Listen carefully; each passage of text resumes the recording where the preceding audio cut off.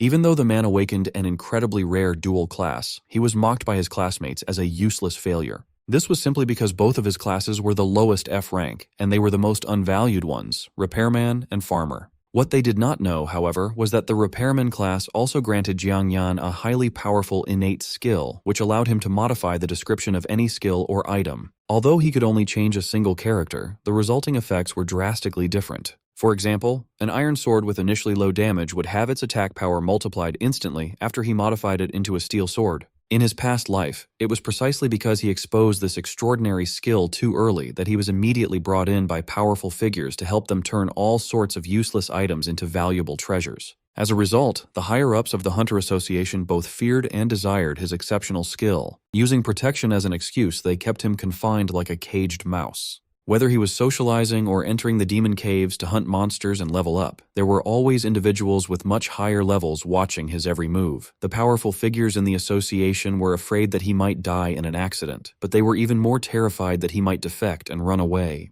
This continued until the night a massive level 96 dragon monster emerged from the Nanrong City demon cave. It simply unleashed an explosive dragon breath spell on the city center, instantly melting the entire downtown area. Seeing that he was about to be swallowed by the flames, Jiang Yan immediately modified his farmer's growth skill into rebirth. He never expected that upon opening his eyes again, he would actually return to the exact day he awakened his abilities. After regaining his composure, he silently reviews the situation in his mind. Jiang Yan suddenly opens his eyes inside a crowded bus full of high school students. Looking around, he quickly realizes something unbelievable. He has somehow returned to the past, which becomes obvious as he recognizes the familiar faces around him and where they are going. Today is the exact day he and his classmates are traveling to the Nanrong Demon Cave Station to awaken their special classes after graduating high school. This moment takes place 2.5 years before their city is completely destroyed, giving him a rare chance to change the future. 12 years ago, mysterious demon caves suddenly appeared all over the world, including the Nanrong Demon Cave. Countless monsters poured out of these gates and began slaughtering humans on a massive scale. Humanity tried to fight back by entering the caves, but they quickly realized that modern weapons were completely useless inside because mana interfered with them. Eventually, people discovered that anyone turning 18 could awaken special abilities near a demon cave. These awakened individuals became humanity's strongest warriors, fighting brutal battles to contain the demons and even push back into their world. This discovery completely changed society, and now every 18-year-old high school graduate must visit a demon cave to awaken their own class. These classes are split into combat, support, and craft categories. Combat classes are the strongest and get the most respect. Support classes come next, while craft classes are at the very bottom and constantly looked down upon. In his past life, Jiang Yan awakened an F-rank craft class, which made him look completely ordinary and worthless to everyone else. But his class had a hidden trump card because he also awakened a divine tier skill called Modify. This powerful ability let him change a single letter in the name of any skill or item, completely altering its effects to make trash into treasure. Once powerful people discovered his talent, they quickly took control of his life and forced him to use it for their own gain. Jiang Yan turned countless useless items and weak skills into valuable treasures, but the more these rulers relied on him, the more they feared his dangerous power to alter reality. They locked away his freedom, limited his growth, and kept him under constant watch, treating him like a tool for powerful figures rather than a human being. Everything fell apart when a level 96 dragon monster suddenly came out of the Nanrong Demon Cave. By then, Jiang Yan had reached level 70 and become a powerful expert, making him suspect that someone unleashed the monster to eliminate him since they could no longer control him. Right before his death, our boy made one last desperate move by using Modify on his resurrection skill and changing it into Rebirth. This single change allowed him to return to the past, and now that he has a second chance, he has no intention of repeating his old mistakes. This time around, he will trust nobody but himself. He plans to hide his true powers, quietly grow stronger, protect his loved ones, and stop the city's destruction before it can even start. The bus soon arrives at the Nanrong City Hunter Association headquarters, where the massive Awakening Plaza is located. The air is filled with excitement and worry as some students dream of awakening powerful combat classes while others pray they do not end up with a useless class that ruins their lives. Most eyes are on Jiang Yan since he is the school's top student in both grades and combat. He was born with a massive amount of mana, making everyone believe a genius like him is guaranteed to awaken an elite combat class. However, the second-ranked student, Yang Hongwei, has always lived in our boy's shadow and absolutely hates him for it. Deep down, he is hoping to see Jiang Yan fail miserably today. The teacher calls our boy forward to be the first student to awaken, hoping his high score will set a great example for the rest of the class. The supervisor instructs him to place both of his hands on the awakening crystal to start the process. While the other students are nervous, Zhang Yan remains completely calm because he already knows exactly what is about to happen. The teachers and students watch closely as the crystal begins to glow, most of them hoping for a strong combat class, while Hong Wei wishes for a disaster. A bright light shoots out of the crystal and a class status panel finally appears. Just as Zhang Yan expected, the screen displays Repairman, an F-rank craft class. The room immediately falls into chaos, and the teacher grabs his head in disbelief, unable to understand how their greatest genius got such a weak class. Seeing this, Hong Wei and his friends start laughing, finding the entire situation absolutely hilarious. The top student who always stood above everyone else has just awakened what most people consider complete trash. A supervisor tries to comfort him, explaining that a repairman can still earn a decent living by opening a shop to fix equipment. Before anyone can move on, the crystal suddenly starts glowing and reacting again. This unexpected event grabs everyone's attention because it means our boy is awakening a second class. The teacher gets excited and explains that dual-class awakenings are incredibly rare, making everyone hope this second class will make up for the first failure. Unfortunately, fate decides to play a cruel joke on them once more. A moment later, the second class appears on the screen, and it is a farmer. It is another craft class, and just like Repairman, it is only F rank. The entire crowd freezes in silence, and even the teachers who wanted to support him do not know what to say. Hong Wei almost falls over laughing because this outcome is somehow even worse than he hoped for. Within seconds, everyone in the room labels Zhang Yan as a complete failure. Whispers of pity and disappointment fill the room as if his entire future has already been decided. However, nobody realizes that Zhang Yan is actually celebrating in secret. He does not care how bad the classes look because the real treasure lies within their innate skills. The Repairman class gives him Modify, his broken divine tier skill that lets him change a single letter in the name of any skill or item, and if he owns the target, the success rate is always perfect. His Farmer class grants him Growth, which speeds up plants and lets him revive and fully heal any target, including himself, though it does not restore his spent mana. While everyone else sees two worthless F-rank classes, Zhang Yan sees endless potential, knowing these abilities can become his greatest weapons if used correctly. Looking at the updated school rankings, he quietly makes a promise to himself. This time, he will take the first place on every list and claim every single resource available. He will become strong enough that nobody can ever control him again, and though they laugh at his F-rank classes today, he will soon show them why they should be terrified. After the awakening ceremony, Zhang Yan heads to the beginner training base, a special facility built to help rookies level up safely. Filled with weak, human-managed demon cave creatures, it is the perfect spot for beginners to farm experience. More importantly, breaking the clear time record earns bonus points for the upcoming provincial rookie tournament, boosting chances for a top university. While most students just want a few levels, Zhang Yan aims to crush the record and secure his spot in the best university from day one. At the entrance, the knight checks his profile and notices Zhang Yan is a rare dual-class awakener. However, his excitement fades upon seeing both classes are only F rank. Concerned, the knight asks if Zhang Yan really plans to go in alone, warning him that the first stage dungeon is harder than it looks. He suggests teaming up with classmates instead, but Zhang Yan calmly refuses and simply asks for the beginner equipment. The knight assumes Zhang Yan is just struggling to accept his fall from top genius to someone with two F-rank classes. Trying to help, he gives Zhang Yan an iron sword and leather boots that add 3 points of speed. Our boy appreciates the knight's kindness, even though it comes with a bit of pity. As Zhang Yan walks inside, the knight jokingly tells him to call for help if the charging rabbits overwhelm him. Zhang Yan thanks him and continues forward. Once out of sight, he secretly uses his Modify skill to increase the sword's piercing power and boost the boot's movement speed. He could have turned them into holy or demonic weapons, but the area is covered in cameras. Since exposing his powers ruined his past life, Zhang Yan won't make the same mistake twice.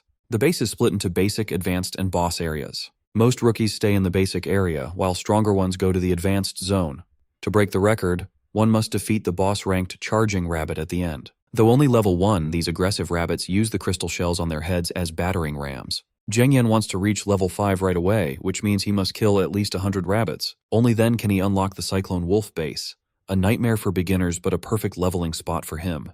When the rabbits attack, Zhang Yan charges without hesitation. He easily cuts them down, gaining tons of experience points. Things go so well that he thinks about hitting level 10 in one run. Reaching level 10 would unlock a new skill to help him create powerful monsters later. For Zhang Yan, this base is his first step to becoming so strong that no one can control him again. While hunting, Zhang Yan remembers that Hong Wei is awakening his class right now. Knowing Hong Wei, the guy will definitely come looking for him. Meanwhile at the plaza, Hong Wei steps onto the platform praying for a class stronger than Zhang Yan's. Luckily, the crystal erupts with energy, granting him an F-rank combat class called Berserker. Hongwei is thrilled. After years in our boy's shadow, he finally believes he has beaten him. His followers quickly hype him up, declaring that the former number 2 is now number 1. Since our boy is missing, they assume he ran away to hide after hearing the news. When a lackey mentions Zhang Yan went to the training base, Hongwei decides to follow. They pretend they want to help a struggling classmate, but their real plan is to mock him. The teacher sees right through the excuse and sighs, knowing exactly how hard Zhang Yan has worked.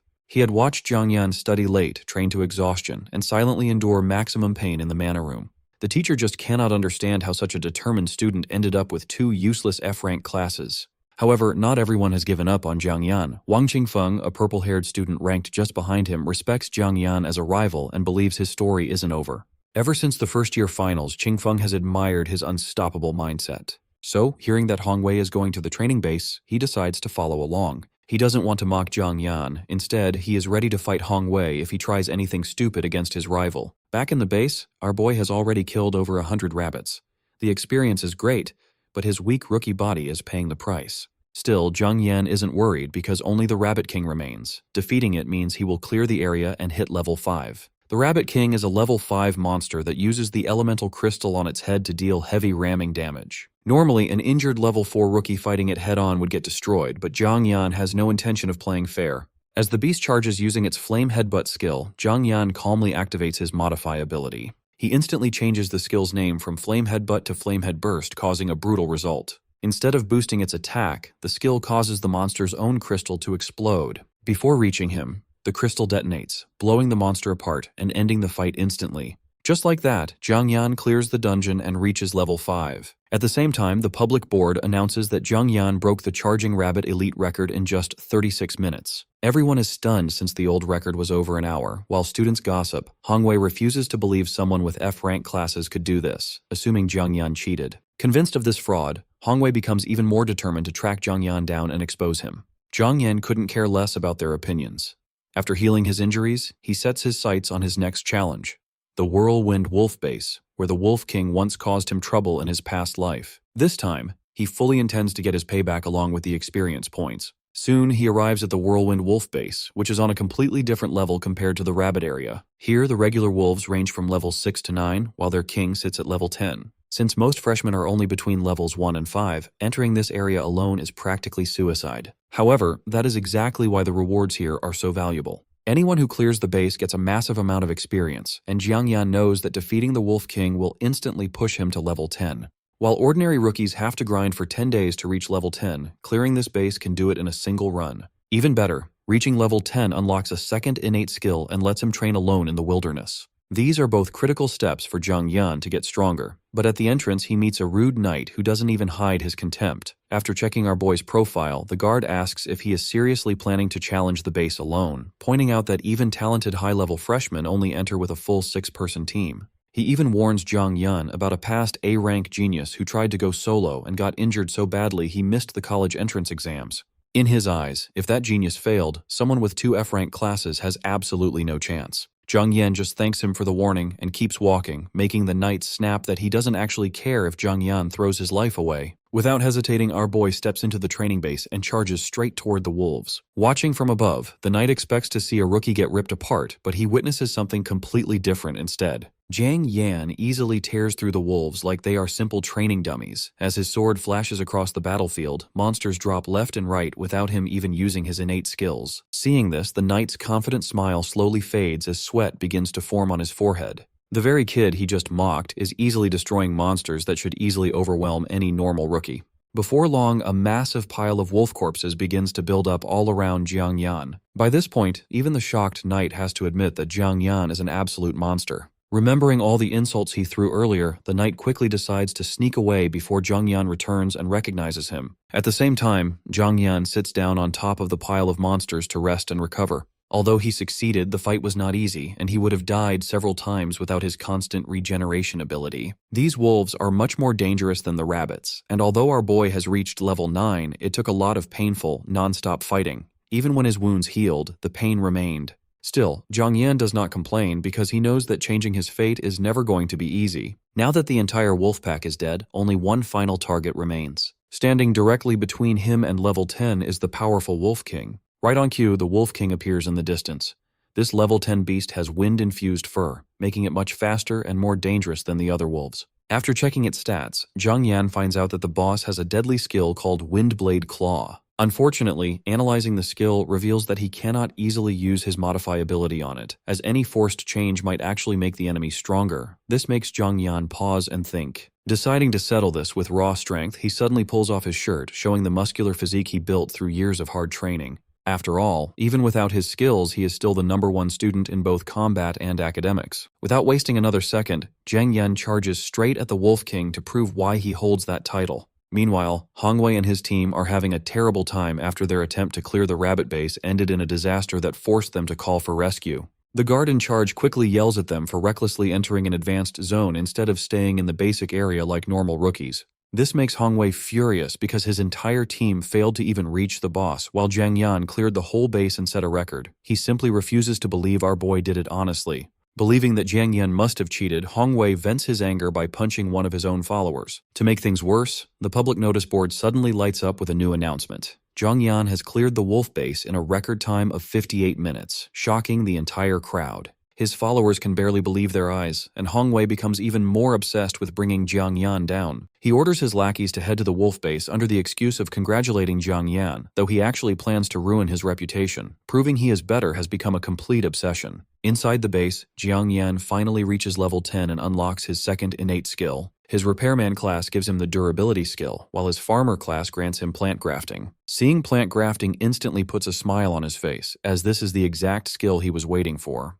He quickly uses his modify power to change plant grafting into universal grafting, gaining another incredibly overpowered ability.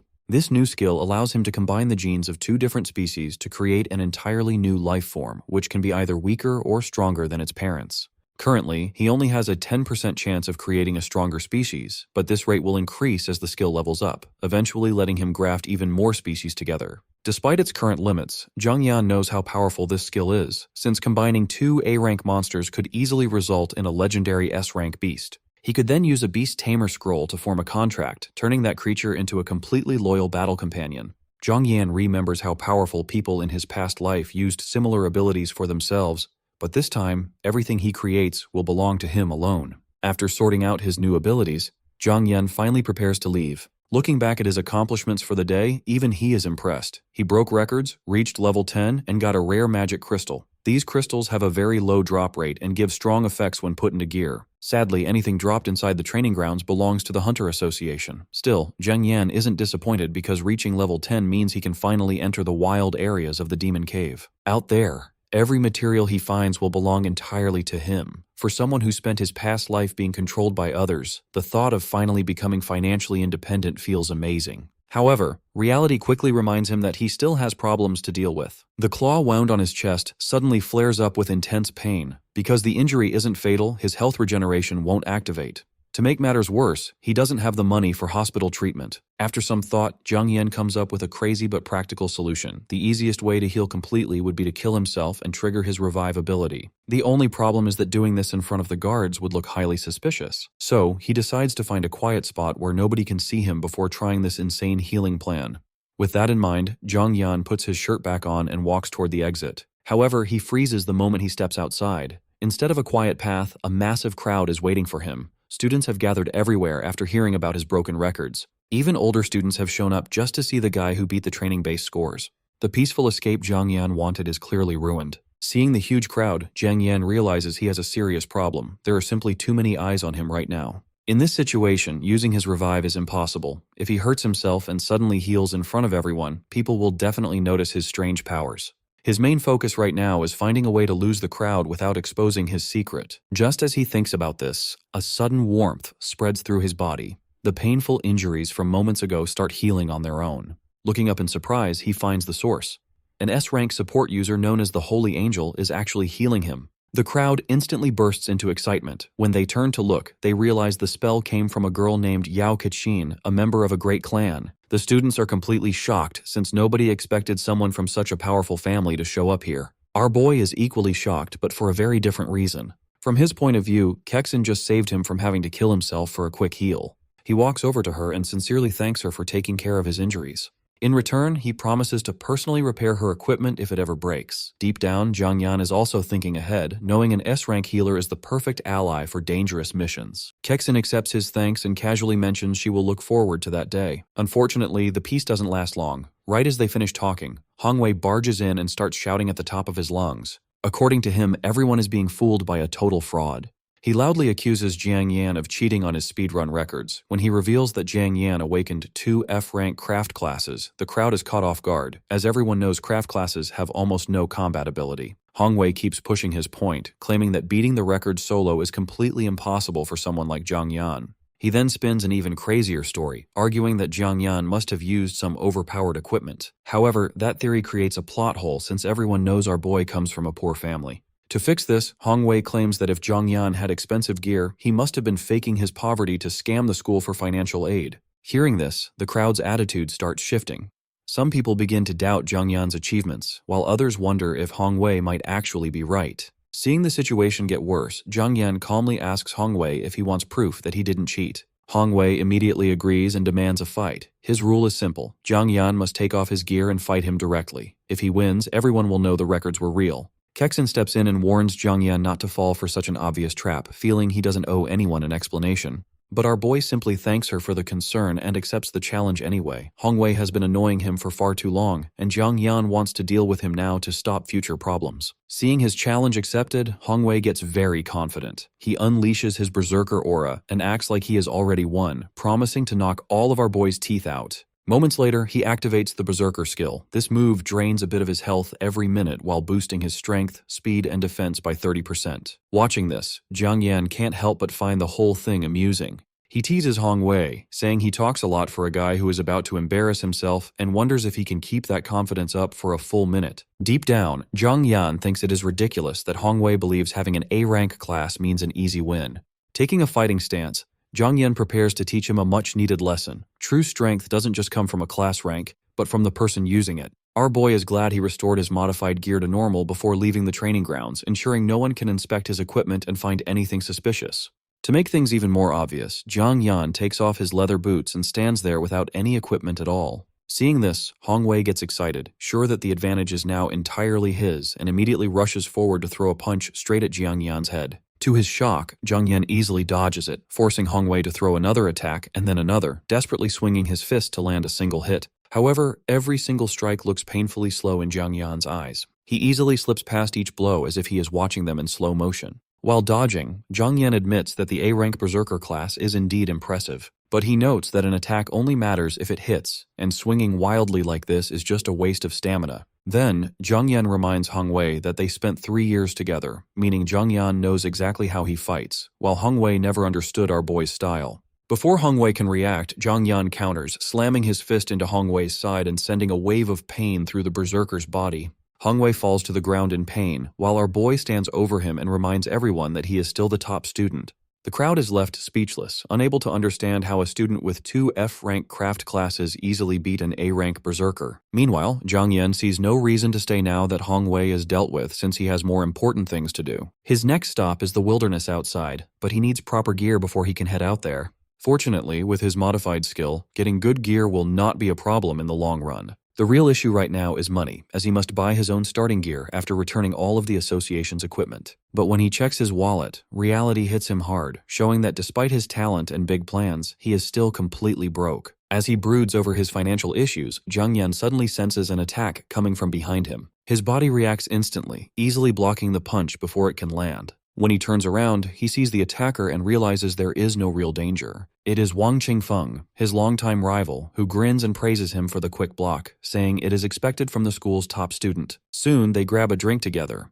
and Qingfeng admits he watched the whole fight, adding that he would have beaten up Hongwei himself if Jiang Yan had lost. Since Qingfeng only considers Jiang Yan a true rival, Jiang Yan decides to bring up an issue that has bothered him for years. Back during their first-year finals, Qingfeng had suddenly surrendered. After that, he kept giving up every time they were supposed to face each other. Our boy explains that he knows Qingfeng did this to let him win the top scholarship, since Qingfeng is rich while Jiang Yan really needs the money. Qingfeng tries to deny it, joking that he only surrendered because Jiang Yan's eyes looked too scary back then. Jiang Yan does not believe the excuse and asks if Qingfeng plans to surrender again if they meet in this year's national tournament. This time, Qingfeng answers without any hesitation. He promises to fight with everything he has if they meet, with no holding back and no more free wins. Smiling, Zhang Yan raises his drink for a toast, both of them eager to settle things on equal terms without needing many words. Right after, Qingfeng tosses him a card containing 2,000 credits, explaining that he wants to buy Zhang Yan's Whirlwind Wolf speedrun strategy. Before leaving, he tells Zhang Yan to send the details over as soon as possible.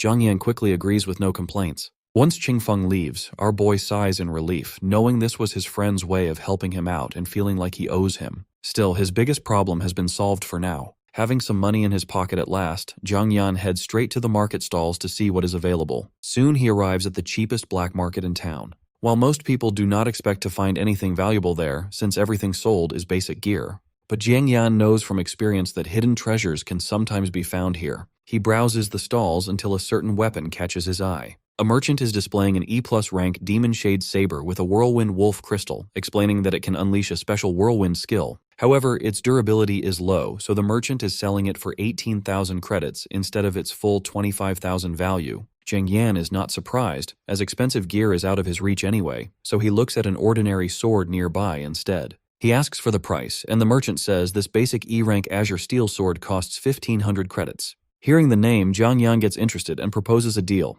If he repairs the damaged saber, can he have the Azure Steel sword in return? The merchant is surprised and asks if Zhang Yan can really repair it. Smiling, Zhang Yan activates his new durability skill, telling him there is only one way to find out, while hiding his true intentions. After all, he only wants the ordinary sword because once he gets his hands on it, he can modify it into a legendary blade. The seller looks at Zhang Yan doubtfully, asking if he really has a durability class. Restoring a weapon is very hard, and one mistake could easily ruin it completely. Zhang Yan calmly replies that he is an F-rank repairman. This only makes the seller more skeptical. He then reveals that he also has a craft class as a D-rank blacksmith. Working with weapons daily, he knows how tricky restoration is. Even with his higher rank, he cannot promise to fix the Demon Shade Saber. Because Zhang Yan is just a student, the seller offers a quick warning before letting him try. He explains that when a weapon's durability hits 0, it is basically destroyed. Fixing it is not just about patching cracks.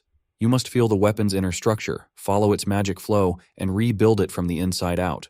If you fail, the durability will drop even more instead of improving. The seller then lays out the stakes. If Zhang Yan messes up, he will owe 18,000 credits. This harsh warning would usually make anyone back out. Nearby, Kexin is also exploring the market and quietly watches them. She knows the seller is not exaggerating, as even the experienced B-rank experts in her family's guild struggle to restore damaged weapons. To most people, Zhang Yan's attempt seems completely reckless, but he could not be more relaxed. In his past life, he spent years fixing gear for the world's strongest fighters. They often brought him A-rank and S-rank treasures. Compared to that, repairing an E+ rank saber feels like a simple chore. His confidence comes from his past hard work. While most F-rank repairmen quickly give up, Zhang Yan always pushed himself. From the day he awakened, he trained his durability skill harder than anyone else just to surpass his peers. After his rebirth, that vast experience returned with him, turning a weak skill into his greatest tool, so he easily begins working on the Demon Shade Saber. The onlookers soon realize something special is happening, as his movements are smooth, precise, and full of confidence. Even Kexin looks at him in a new light.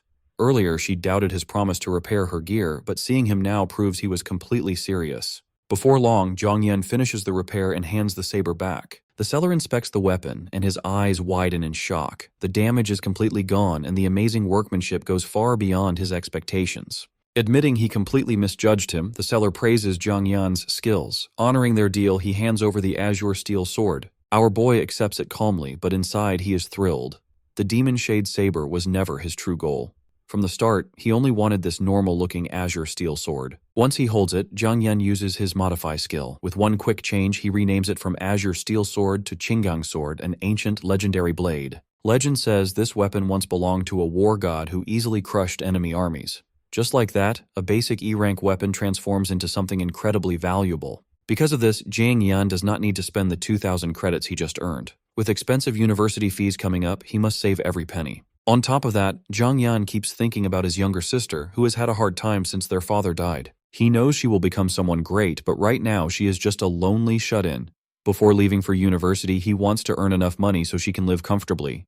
This thought drives him to get stronger and richer quickly. As he gets ready to leave, a familiar voice calls out, Turning around, Zhang Yan sees Kexin. She gets straight to the point and asks to hire him, casually offering 50,000 credits for a single job. Interested, Zhang Yan asks what she needs. Kexin explains she is level 3 and wants him to carry her to level 10. Hearing this, Zhang Yan quickly agrees. Kexin smiles, while Zhang Yan is secretly amazed that more money has practically fallen into his lap. A moment later, Kexin rushes to the seller and announces she wants to buy the Demon Shade Saber. Because the weapon is fully restored, the seller proudly states the price is 25,000 credits. Without pausing, Kexin pulls the money from her storage ring. The seller is mind blown, knowing anyone carrying that much cash must come from a very wealthy family. He quickly finishes the sale and hands over the weapon. Meanwhile, our boy is already thinking about how useful Kexin's support skills will be for his plans. Just then, Kexin walks back and does something completely unexpected. She offers him the Demon Shade Saber as a gift to celebrate their meeting. Before Zhang Yan can refuse, she firmly tells him to keep it. Zhang Yan is truly stunned. He never imagined she would spend so much on a weapon just to give it away right after. At that moment, he realizes Kexin is not just rich, but also very generous and kind. He gratefully accepts the blade and thanks her. Meanwhile, Kexin simply feels that Zhang Yan is bound for greatness, seeing this gift as a smart future investment. With their deal settled, Zhang Yan suggests they stop wasting time and head straight to the rookie training grounds. Soon after, the duo arrives at the Charging Beast training grounds. Using his new weapons, Zhang Yan slices through monsters like paper while Kexin provides healing from behind. This team-up is highly effective. Kexin levels up fast, and they even set a new clear time record for the area. Afterward, they visit the Whirlwind Wolf base and easily break that record too. The news spreads fast, leaving everyone completely shocked. Their shock only grows when they learn that our boy's partner is Yao Kexin. After all, her father leads the Dolly Merchant Guild, one of the nation's top 10 trading houses. When Kexin reaches level 9, she starts feeling exhausted and suggests a break. However, Zhang Yan tells her to rest while walking, noting her stats are high enough to continue. Instead of getting upset, Kexin feels motivated, wanting to push herself as hard as our boy does. Having an S-rank support class, she refuses to waste her talent. Meanwhile, Zhang Yan has already reached level 13. Moving forward, he announces their next stop, the Netherflame Boar Base, the only rookie zone with an S-level danger rating. At the entrance, the guard knight recognizes Zhang Yan from his broken records. He warns them that this dungeon is entirely different. The Netherflame Boar King is much deadlier than the previous bosses, and most rookies would never dare to enter. However, Zhang Yan remains calm and simply replies that big risks bring big rewards. He believes those who avoid danger will never reach the top. In truth, Zhang Yan is not worried at all because he has Kexin by his side. Having an S-rank support completely changes the game. Seeing Zhang Yan's confidence, the knight slowly steps aside, allowing them in and wishing them luck. Zhang Yan accepts the warning, knowing they will definitely need some luck. Walking deeper into the dungeon, Kexin feels confused since there are no monsters around.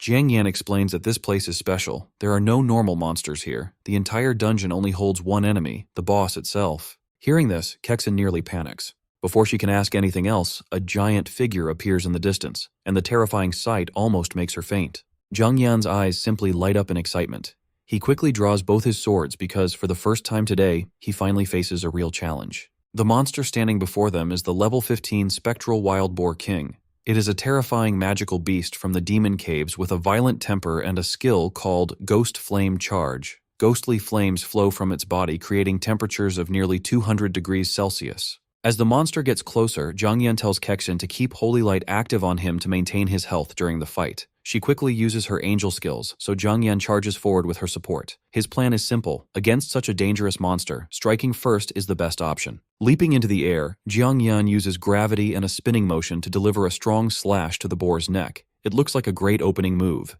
However, the Boar King is much smarter than the previous bosses. At the last second, it jumps and blocks the attack with its tusks. This failed attack proves something important to Zhang Yan. This boss can actually think. Knowing the same trick won't work twice, he drops that strategy. Instead, he uses his time in the air to secretly activate his Modify skill. He makes sure to do this where Kexin can't easily see him. With Modify, Zhang Yan changes his basic steel sword into an upgraded steel sword. Usually a steel sword is nothing special, but this modified version is entirely different.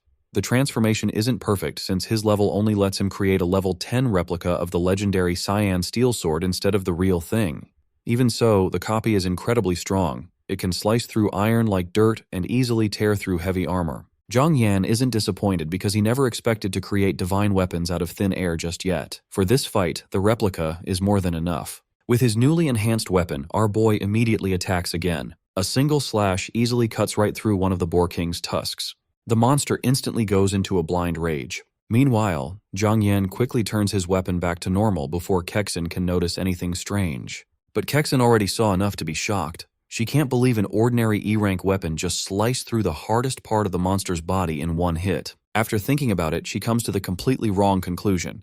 Instead of suspecting the weapon, she assumes this happened because of Zhang Yan's amazing physical strength. In her mind, someone who broke so many records with F-rank classes must just be stronger than most A-rank fighters.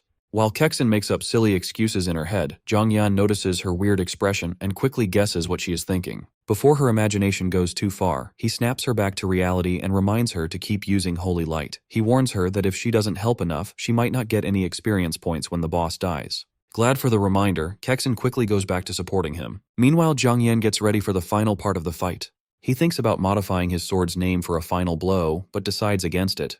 Choosing the wrong word could easily backfire and ruin everything. Suddenly, the Boar King uses its nether flame charge. It rushes toward him like a massive flaming blue missile. This attack pulls our boy's focus back to the battle.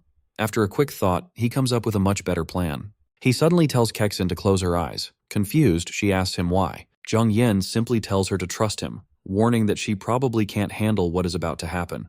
Thinking something bloody is about to happen, Kexin quietly shuts her eyes without asking any more questions. As the huge boar charges, our boy uses Modify again. With a quick change, Netherflame Charge becomes Netherflame Drift. The result is immediate and completely funny. Instead of rushing forward at deadly speed, the Boar King slowly floats through the air like it forgot how to walk. Even the monster looks confused by what just happened. Zhang Yan enjoys the silly moment for a second before finishing the fight. He dashes forward, modifies his sword into the legendary Qinggang sword midair, and lands a deadly slash right across the beast's neck. The strike ends the battle instantly.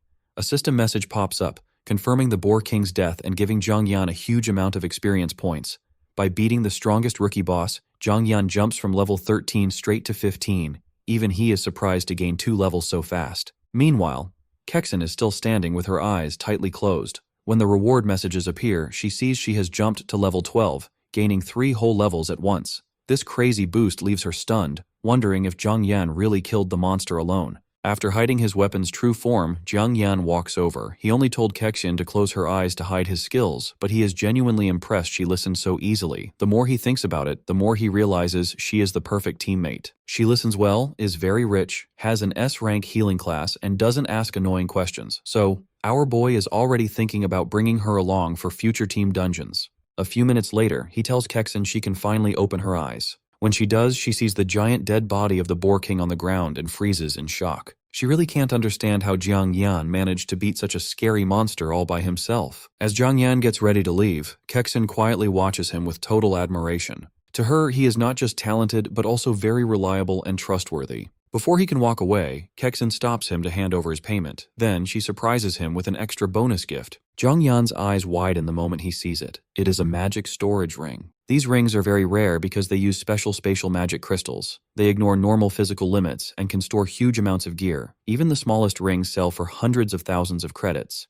Knowing how expensive this is, Zhang Yan tries to refuse it, but Kexin insists he takes it. She points out that Zhang Yan helped her gain 2 extra levels outside their deal, making the gift well earned. More importantly, she believes someone with his talent will use it much better than she could. After a bit of thought, Zhang Yan realizes she is right. He plans to explore the deeper areas of the demon cave soon, and a storage ring will be perfect for carrying extra loot. So in the end, he happily accepts the gift. In return, he promises that if Kexin ever needs his help, he will do whatever he can for her, as long as it doesn't break his personal rules. Satisfied with their arrangement, the two finish their business and leave. Meanwhile, outside the training grounds, discussions about the freshman rankings are spreading. People are surprised to see how incredibly small the gap between top contenders is. This year's batch of rookies is simply stacked with talent. Nanrong City produced an unusual number of A-rank and S-rank combat classes, making it one of the strongest generations in years. Nanrong 7th High draws the most attention, with rumors claiming 3 S-rank classes awakened there in a single year, proving just how fierce the competition will be. Soon after, Jiang Yan and Kexin arrive to check the rankings. Although Jiang Yan is currently number 1, he isn't celebrating yet. He knows several monsters are right behind him and will probably catch up soon. The first is Li Yufeng, Nanrong 3rd High's top student in both academics and combat. He awakened an S-rank Sword Saint class and is considered nearly unbeatable in close-range fights. The second is Zhang Hong, Nanrong Ninth High's top martial artist, who awakened the A-rank Blazing Fistmaster class with terrifying offensive power. The third is Lu Yuan, an S-rank Gale assassin specializing in high-speed movement, elemental abilities, and deadly ambushes. Looking at these names, Jiang Yan remembers his previous life. Every single one of them became a famous genius with a brilliant career known by everyone. This time, however, Jiang Yan refuses to stand behind them. His goal is to surpass everyone and claim the true #1 spot among Nanrong City's freshmen. He knows these people will eventually become his rivals, but instead of feeling intimidated, he looks forward to facing them. The stronger the competition, the more satisfying his victory will be. But for now, the rankings can wait. Right now, the only person occupying Jiang Yan's thoughts is his younger sister. In his previous life, powerful people took him away shortly after he awakened his abilities, treating him like a tool. Because of that, he never returned home. They never saw each other again, so everything he learned about her came through second-hand information. He only knows she eventually awakened an A-rank class and became someone extraordinary. Thinking about their lost years fills him with regret, so this time Jiang Yan is determined to protect her and make up for everything. Kexen reminds him to include her in future dungeon runs before they say goodbye. The moment Jiang Yan finally arrives home, a flood of memories hits him. This is the home he once took for granted. After being taken away in his past life, he never stepped inside it again. Upon entering, his younger sister Jiang Yao greets him. She invites him to eat, and Jiang Yan quietly observes her. Right now, she's only 15 and still in the 9th grade. Ever since their parents died in a demon cave 3 years ago, she has become painfully shy and withdrawn. Before that tragedy, she was cheerful, energetic, and full of life. Losing their parents changed everything. While they eat, Yao suddenly drops a bombshell, calmly announcing that she plans to quit school. This statement immediately catches our boy off guard. He knows how talented she is, ranking at the top of her grade in academics and combat. With high school exams approaching, dropping out makes no sense since she has a bright future ahead. Unable to understand, Jiang Yan asks why she would consider this. Yao explains she doesn't think she can achieve great things like him, especially after seeing him among the top students on the city rankings. In her eyes, Jiang Yan works harder than anyone and is destined for greatness. She even believes he will eventually protect the world. However, she doesn't view herself the same way. Despite her incredible grades and talent, her confidence has been completely shattered over the years. She quietly mentions she'd rather start working to help cover their living expenses. Jiang Yan listens, but he doesn't buy her explanation for a second because the excuse sounds too convenient. He knows his sister well enough to realize there is a hidden reason behind this sudden decision. Just as he is about to press her further, a familiar visitor walks through the door. The newcomer is Uncle Guan. Noticing the tense atmosphere in the room, he hesitates awkwardly before entering. Soon after, he apologizes for bothering them and starts talking about his struggling business. It turns out Guan owns a microloan company, and over the past 2 years, Jiang Yan and Yao have repeatedly borrowed money from him to survive. Looking at Yao's expression, Jiang Yan immediately pieces everything together.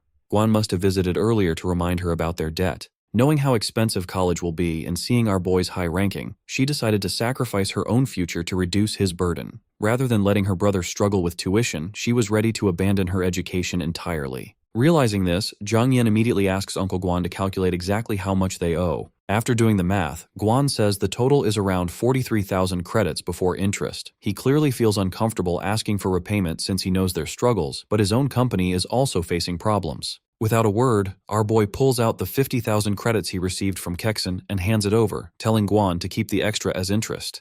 The room instantly falls silent.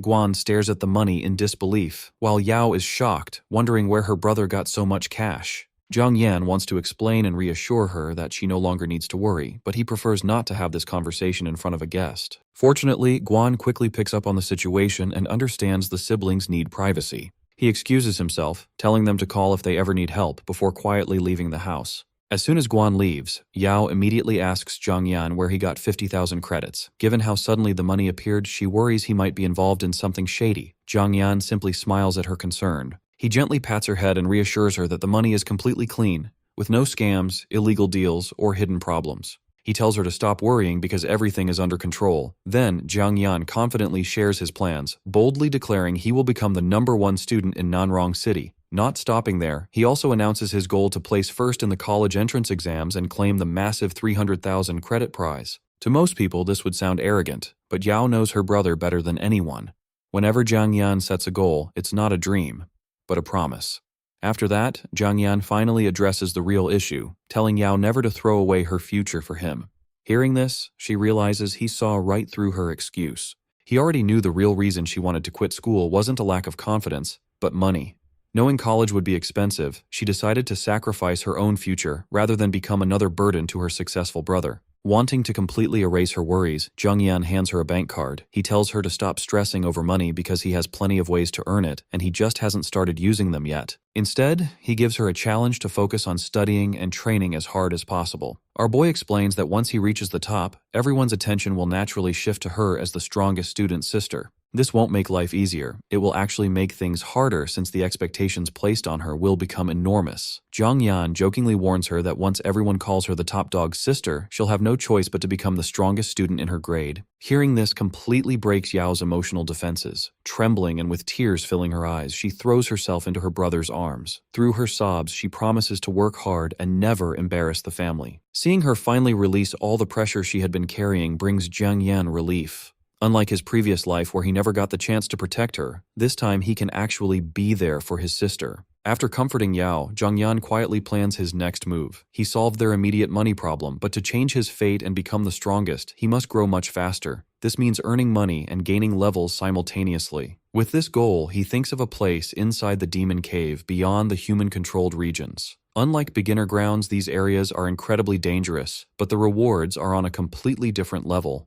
The place Jung-yeon targets is Poison Dragon Valley. Packed with monsters, it is perfect for rapid solo leveling, though most avoid it because a single mistake can be fatal. For Jung-yeon, however, the valley isn't a death trap, it's a gold mine of opportunities. The dense monster population offers endless experience points, valuable materials, and magic crystals that sell for huge sums. Moreover, there is another reason he is drawn to this dangerous valley. Rumors say a rare dragon-type monster lives deep inside the valley, which deeply excites him. If he can somehow obtain one of its eggs, he can finally utilize his universal grafting skill properly. Using a dragon egg as a foundation, he could create an incredibly powerful monster to serve as a loyal battle companion. These possibilities make even an experienced fighter like Jung-yeon look forward to the future. By night's end, his mind is made up. Offering rapid leveling, wealth, magic crystals, and a potential dragon egg, Poison Dragon Valley has everything he needs. Determined to seize every opportunity in this second life, Jung-yeon decides he will set out the very next day to begin his first true solo adventure beyond the safe zones.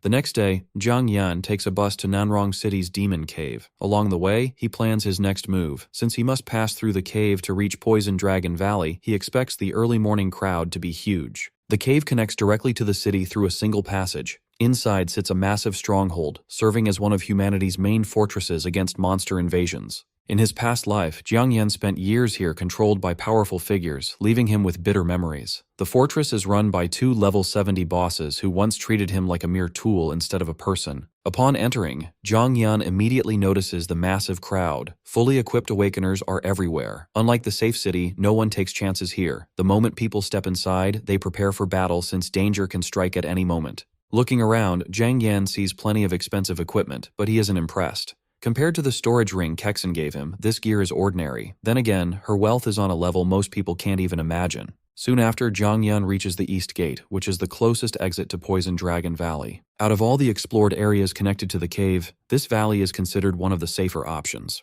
With monsters ranging between levels 13 and 18, it is the perfect grinding zone for someone at Jung-yeon's current level. However, when he shows his ID, the guards give him strange looks. Seeing his dual F-rank status, the captain mocks him, asking if he really plans to enter alone with trash classes. He warns Jung-yeon that the true wilderness is nothing like the rookie grounds.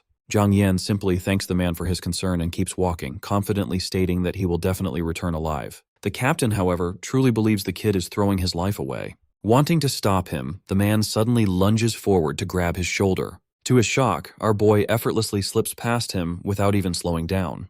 The captain freezes. He can't believe a weak dual F-rank awakener easily dodged a level 30 professional. For a few seconds, he just stares blankly in the direction Jung-yeon left. Shortly after, another guard explains that he shouldn't underestimate the boy. He reveals Jung-yeon is the famous freshman who shattered multiple rookie records all by himself. On top of that, he is the top academic and combat student at Nanrong First High, making him a strong contender for the college entrance exam champion. Hearing this leaves the captain speechless, feeling like he just heard a fairy tale. Even top awakeners from previous years never pulled off such ridiculous achievements. Meanwhile, Jung-yeon finally enters Poison Dragon Valley. The area is full of opportunities but has one major flaw. Toxic gas covers most of it, making antidote pills essential for survival. He pulls a pill from his ring and swallows it. Since they only last 3 hours and he is currently broke, Zhang Yan needs to make every second count. Almost immediately, 3 level 13 poison wing lizards charge at him. Zhang Yan doesn't flinch, treating them as mere warm-up targets. He quickly cuts them down with his azure steel blade, gaining experience from every kill. Seeing his progress jump after just 3 monsters puts him in a great mood. With his confidence high, Zhang Yan pushes deeper into the valley. Before long, he runs into a larger group of monsters and decides to speed things up. Activating Modify, he transforms his weapon into the Qinggang sword and charges straight into battle. Poison-winged bats drop one after another as Zhang Yan effortlessly cuts through them. He welcomes the endless swarm, and the non-stop slaughter rewards him with enough experience to level up again. Next, he moves on to a patch of carnivorous fiend grass, wiping them out just as fast to push his level even higher. Still not satisfied, he hunts large groups of miasma toads. Like the rest, they barely slow him down.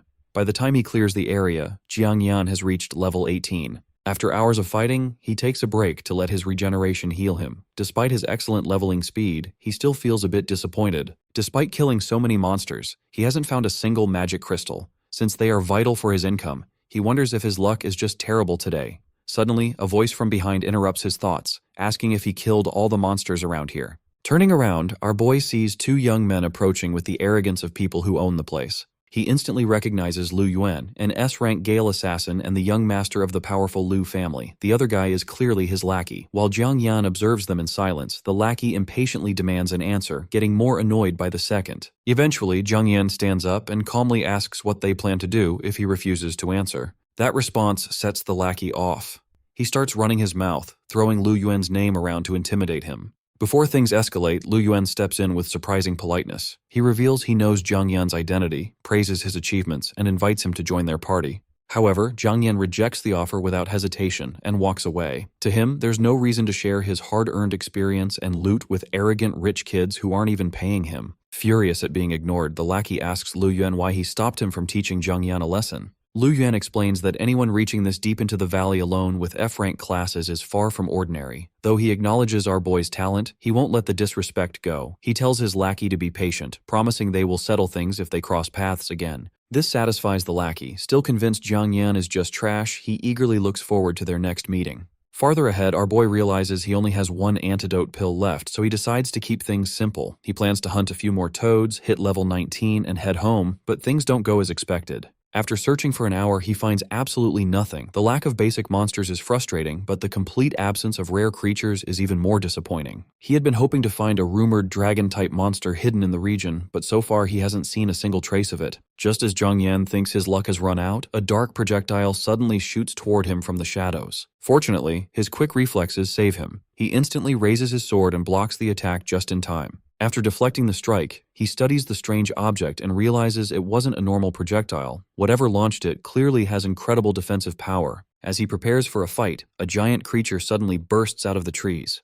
The ground shakes as a massive toad lands heavily in front of him, growling in pure rage. The monster is the Miasma Toad King, a level 20 boss. With dangerous skills like mutated hide and giant tongue bind, running into this beast alone would be a nightmare for anyone else. Zhang Yan, however, is thrilled. After farming all day without drops, this boss feels like a gift from heaven that could finally give him a magic crystal. Without wasting time, the Toad King attacks, whipping its massive tongue at him. Zhang Yan effortlessly dodges and quickly forms a plan to take it down. Snapping his fingers, he uses Modify to change its giant tongue bind into Giant Tongue Tangle, taking effect immediately. When the boss attacks again, its own tongue twists and wraps around its neck, nearly choking it. Taking advantage of this opening, Zhang Yan leaps into the air and swings his sword straight at the monster's head. Unfortunately, the strike lands but barely scratches the tough creature, failing to deal any real damage. Before Zhang Yan can strike again, the Toad King activates its mutated hide, making its skin nearly impenetrable. To make matters worse, since the boss is a higher level, Zhang Yan's modification wears off quickly, turning its skill back into Giant Tongue Bind. Zhang Yan clicks his tongue in annoyance, frustrated by one of the biggest weaknesses of his Modify skill. When used on higher-level enemies, the effect duration drops drastically and can sometimes even fail completely. As the deadly tongue flies at him again, Zhang Yan stays calm. He realizes he needs extreme measures to win, deciding to take a dangerous gamble. Reaching into his ring, he pulls out the mysterious demon blade. He immediately activates Modify, upgrading the weapon into something far more terrifying, the Demon Fall Sword. This powerful modification essentially summons a demon, merging a piece of its dark existence directly into the blade. When the transformation finishes, a sinister eye appears on the sword's handle and a thunderous voice demands to know who summoned it. Jiang Yan realizes he just unleashed a Demon King sword. Its attributes are completely unknown, but it holds a fragment of the 7th Demon King, Blood Spirit Sure. The system warns him that this dangerous weapon shouldn't be used recklessly. Realizing the danger, Jiang Yan knows this sword is a ticking time bomb, so his only option is to kill the Toad King quickly before things spiral out of control. Gathering his remaining strength, he powerfully swings the blade. Amazingly, a single strike cleanly slices through the Miasma Toad King, instantly killing the level 20 boss. Although the battle ends in one attack, the price is brutal. The Demon Fall sword drains nearly all of Jiang Yan's stamina, making him collapse right after his victory. While he struggles to recover, the situation suddenly gets worse. The sword's eye begins to glow as Shure's consciousness tries to take over our boy's body. Jiang Yan tries to change the weapon back, but without any stamina left, he can't activate Modify.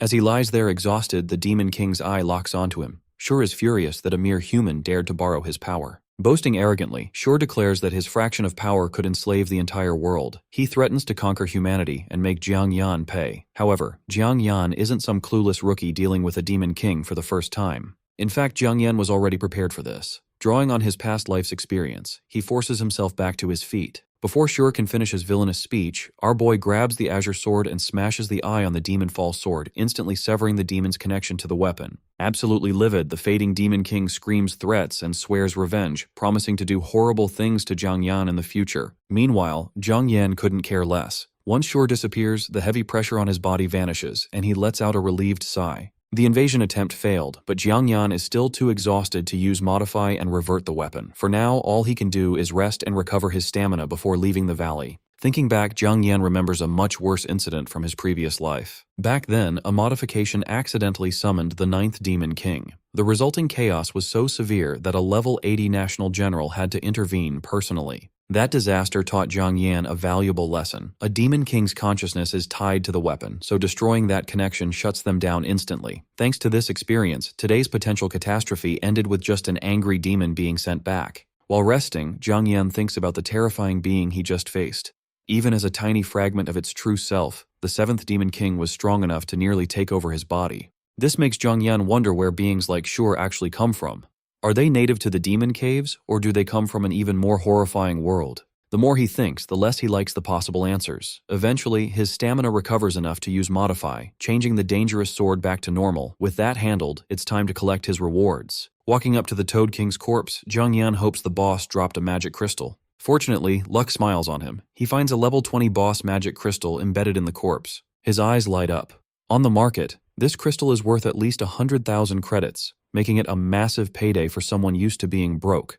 After grabbing it, he keeps going. Using his storage ring, he packs away the Toad King and all the other monsters he killed today. These high-quality crafting materials can be sold for extra profit. Our boy knows better than to use normal shops, which offer terrible prices for valuable materials. Instead, he plans to sell everything on the black market, where buyers pay much more. Once everything is stored, Jiang Yan checks his status screen and notices something unexpected. Defeating the Toad King and Shure's mysterious entity gave him enough experience to level up twice, reaching level 20. This gets him thinking. If the unknown entity was Shure's consciousness, then destroying Demon King fragments actually grants free experience. For a moment, he imagines exploiting this ridiculous loophole. If smashing a summoned fragment grants levels, he could repeatedly use the trick to reach level 100 in no time. Unfortunately, the risks are insane. One mistake could destroy the city and trigger another nightmare. Realizing the consequences, Jiang Yan wisely decides this shortcut isn't worth the gamble. Moving on, he checks his level 20 rewards. His repairman class gives him an innate skill called Dismantle. It lets him break down items below level 10 to recover materials, with a 10% chance to double the loot. Jiang Yan immediately sees Dismantle as a money printing machine. His farmer class also grants pest immunity. While it sounds boring, Jiang Yan knows he can modify it into the divine tier damage immunity. However, damage immunity comes with strict limitations, making it unreliable for daily use. Even so, a life-saving trump card like that could mean the difference between life and death. Overall, Jiang Yan is extremely satisfied, feeling that today's trip exceeded all expectations. With everything settled, Jiang Yan heads out of Poison Dragon Valley. However, he soon spots someone waiting for him on a tree branch. It is Lu Yuan's arrogant lackey, Lu Tao.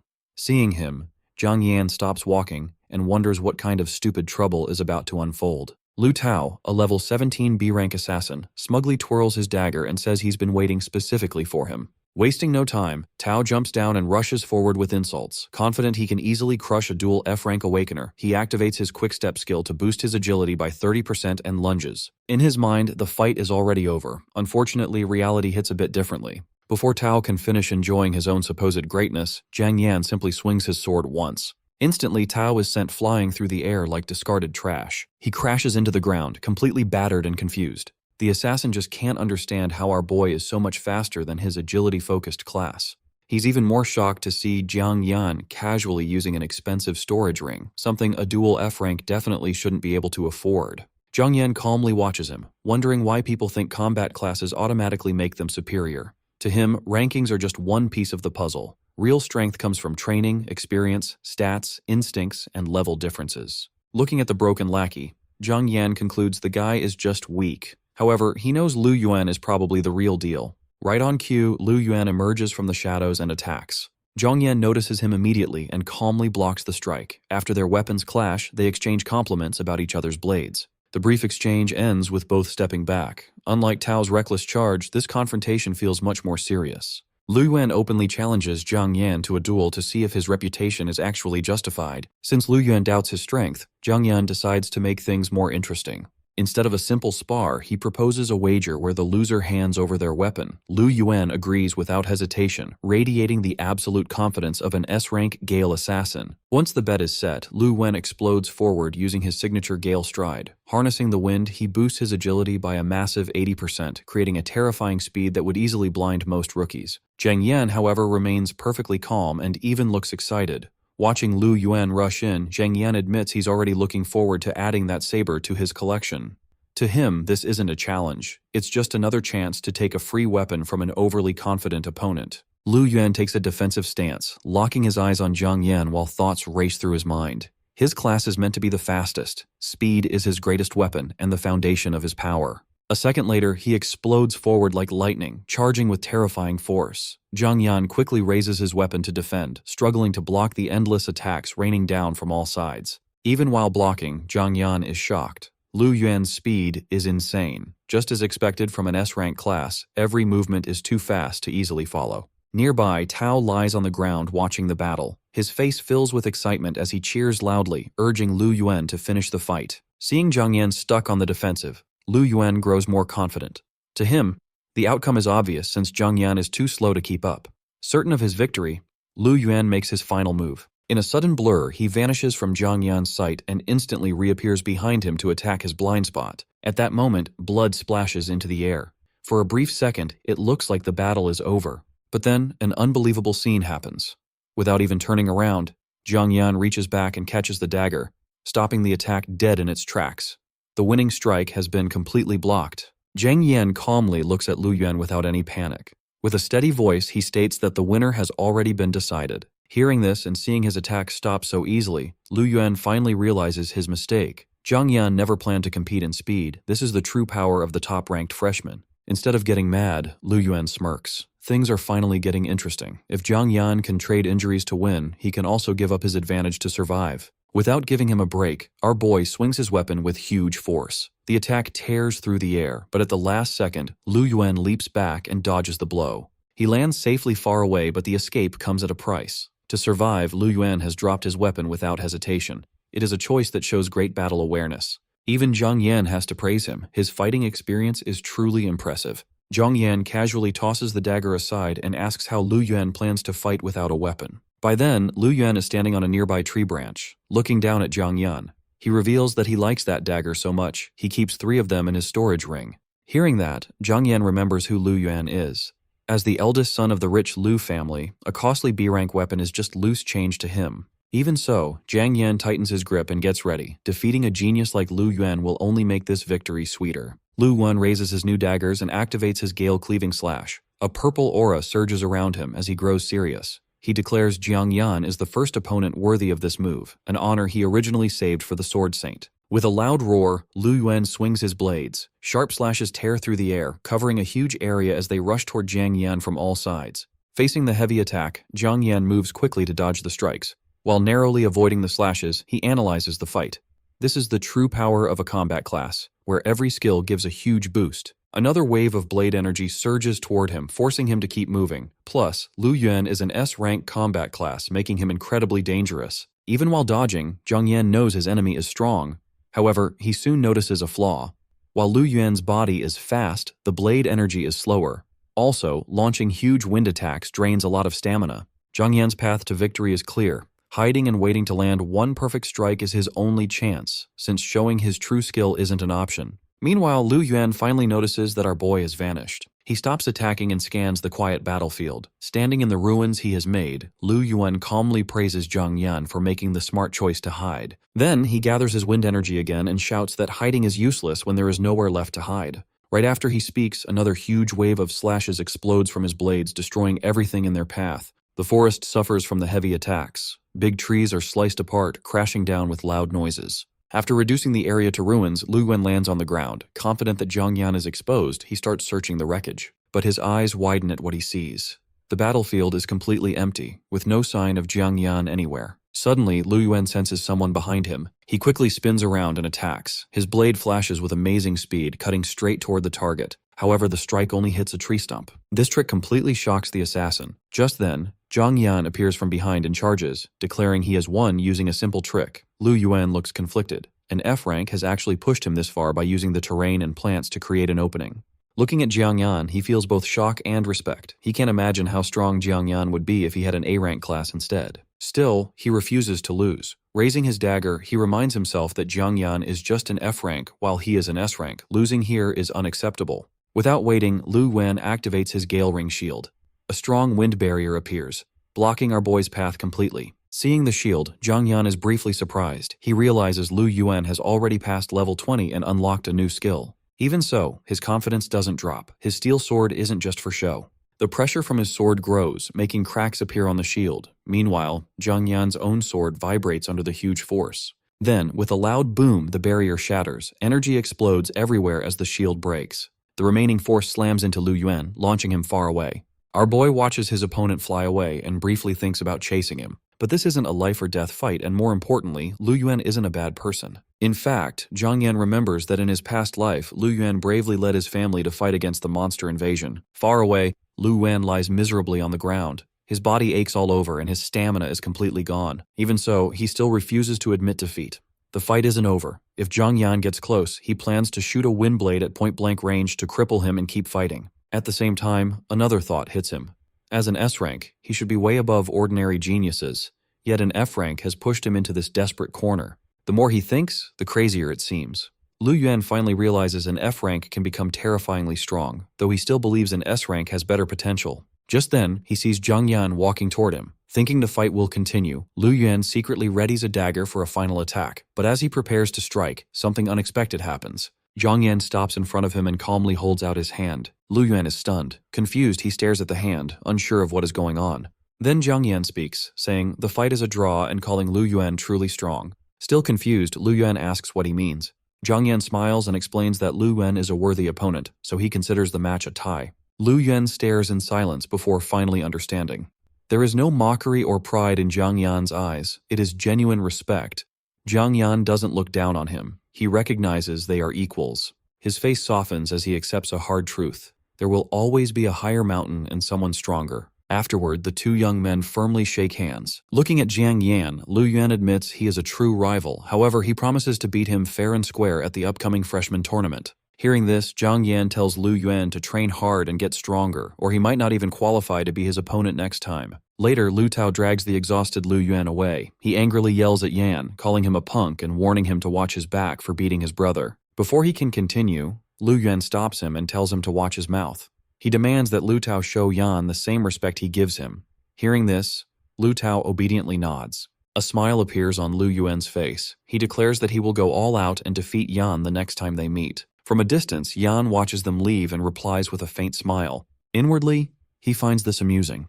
If Lu Yuan had actually gone all out from the start, the battle would have been decided the moment he used his first skill. After all, the Gale-Rending Slash has far more variations than Lu Yuan realizes. There are countless ways Yan can exploit that skill. Despite the joy of finding a worthy opponent, he feels slightly disappointed. After such a fierce battle, he has gained almost no actual rewards. Since it ended in a draw, he even has to return the dagger. The whole fight feels like working for nothing, causing Yan to let out a quiet sigh. Before he can think about it anymore, something nearby catches his attention.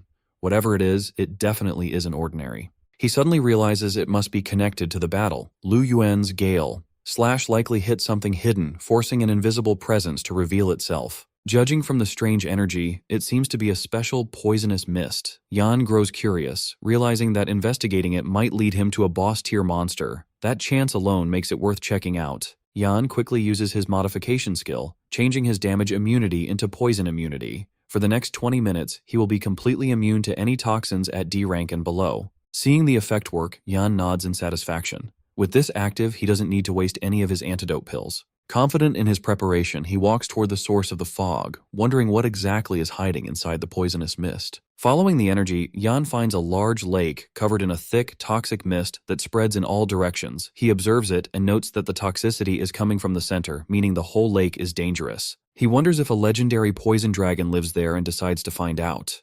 Yan jumps straight into the lake and swims toward the center to find the source of the toxic aura. However, he only sees weak monsters swimming around. None of them are strong enough to create such a powerful poison. Just then, a massive shadow suddenly appears in front of him. The water shakes as a level 18 ice-armored crocodile emerges from the depths. It opens its huge jaws and charges straight at Yan. Yan quickly dodges its attack. The beast clearly sees him as prey and wants to swallow him whole, but Yan remains completely calm. As the monster chases him, Yan feels pleased rather than threatened. Since it came right to him, he gladly accepts the free materials it offers. Without wasting time, he launches his sword with perfect aim. The blade shoots forward like lightning, piercing right through the monster's mouth. At the same time, the sword's armor penetration effect activates, completely ignoring its defenses for a deadly strike. The single hit kills the monster instantly. Yan summons his sword back and examines the huge corpse. Seeing its size, he realizes it will never fit inside his storage ring. Fortunately, he has another idea. This is the perfect time to test his new dismantle skill. The skill lets him break down items level 10 or below into usable materials. It also has a 10% chance to trigger a critical reward, which doubles the materials he receives. Curious about the results, Yan aims his hand at the corpse and uses the skill. Blocks of light instantly cover the beast's body.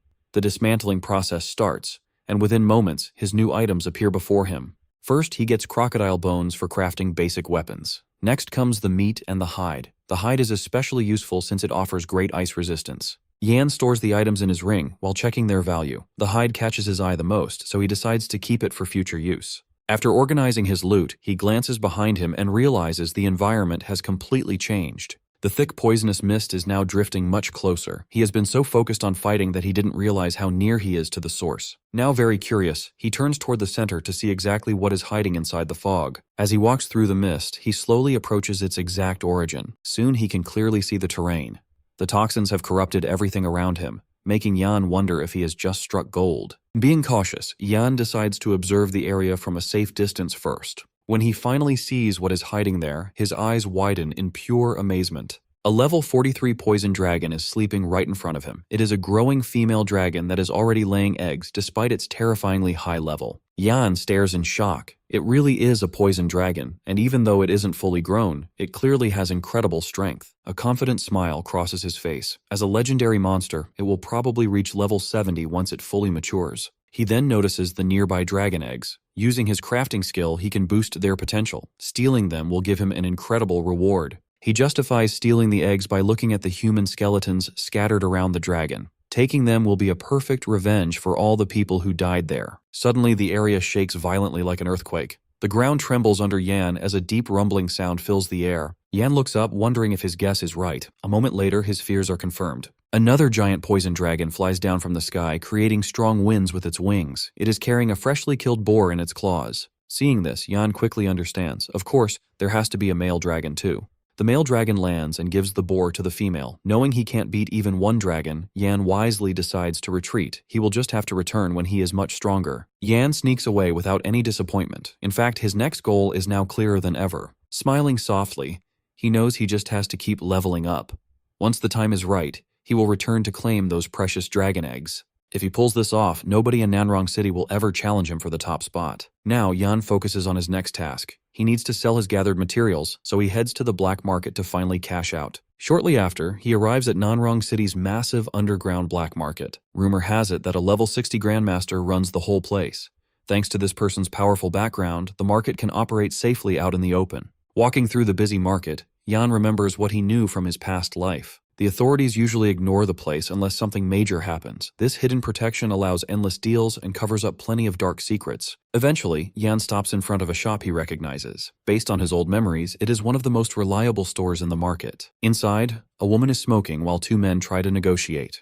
One complains about how hard they worked for their loot and begs for a slightly better price. Unmoved, the woman calmly states she is already offering the best price on the street. If they don't like it, they can leave. Her eyes then drift past the men and land on Yan at the entrance. She casually asks if the high school kid has something to sell too. The two brothers turn to Yan. One of them mocks his cheap clothes, doubting that he could possibly own any valuable goods. The other brother points at the door, telling him to get lost and stop wasting the boss's time. In response, Yan simply raises his hand to show off his storage ring. He casually mentions that he doesn't really have anything special to sell. Seeing the storage ring, the brothers freeze. They stare in total disbelief, wondering how a kid like him can afford such an expensive item. Without explaining, Yan holds out his hand and says, "This is all he has." Piles of monster materials instantly appear on the counter. The goods include all the rare items he has gathered from his recent dungeon hunts. The brothers are completely stunned, and even the owner looks surprised. Spotting the crocodile hide, she wonders if this kid has actually survived the deepest parts of Poison Dragon Valley. Then, Yan reveals his best item. It is a rare magic crystal he has gotten from the miasma toad. The brothers stare with wide eyes, their minds going blank from shock.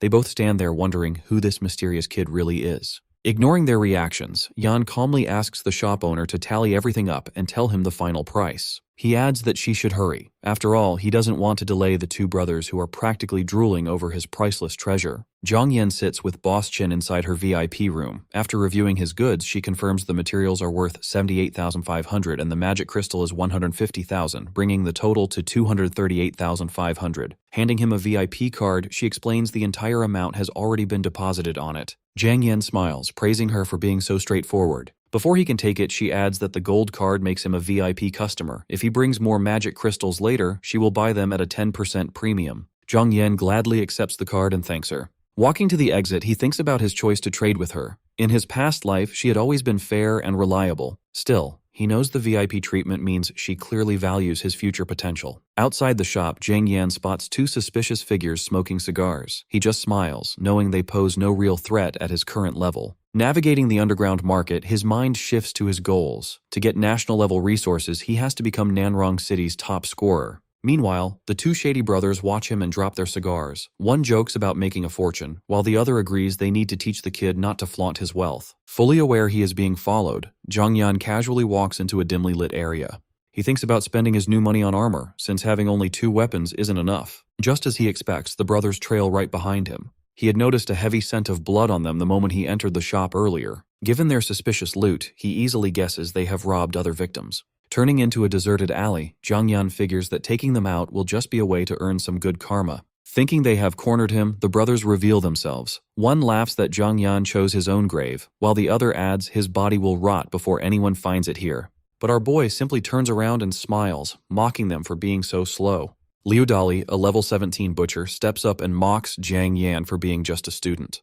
Beside him, Xu Yong, a level 16 poison master, boasts that Zhang Yan will soon join their list of victims. Zhang Yan sarcastically replies that he is terrified, pretending his F-rank crafting class is no match for them. His mocking tone bruises their egos, and they angrily demand to know why he doesn't look scared at all. Smirking, Zhang Yan openly admits he is making fun of them. Enraged, Dali lunges with his dagger and uses his slash skill to unleash a flurry of rapid strikes. Beside him, Xu Yang activates Poison Coat, covering his own weapon in deadly venom. Watching their attacks, Zhang Yan calmly raises his hand. This is the first time since his rebirth he has used his skill on humans. He activates Modify, instantly changing Slash into Self-Slash. Instead of hitting Jiang Yan, the skill forces Dali's arms to violently hack his own body as he screams in panic. Yang watches in horror, but before he can react, Poison Coat is modified into Consume Poison, instantly turning the venom against him. Blood pours from Yang's mouth as he violently coughs and collapses, clueless as to how he poisoned himself. As the criminals suffer, our boy casually walks up and asks if they are done.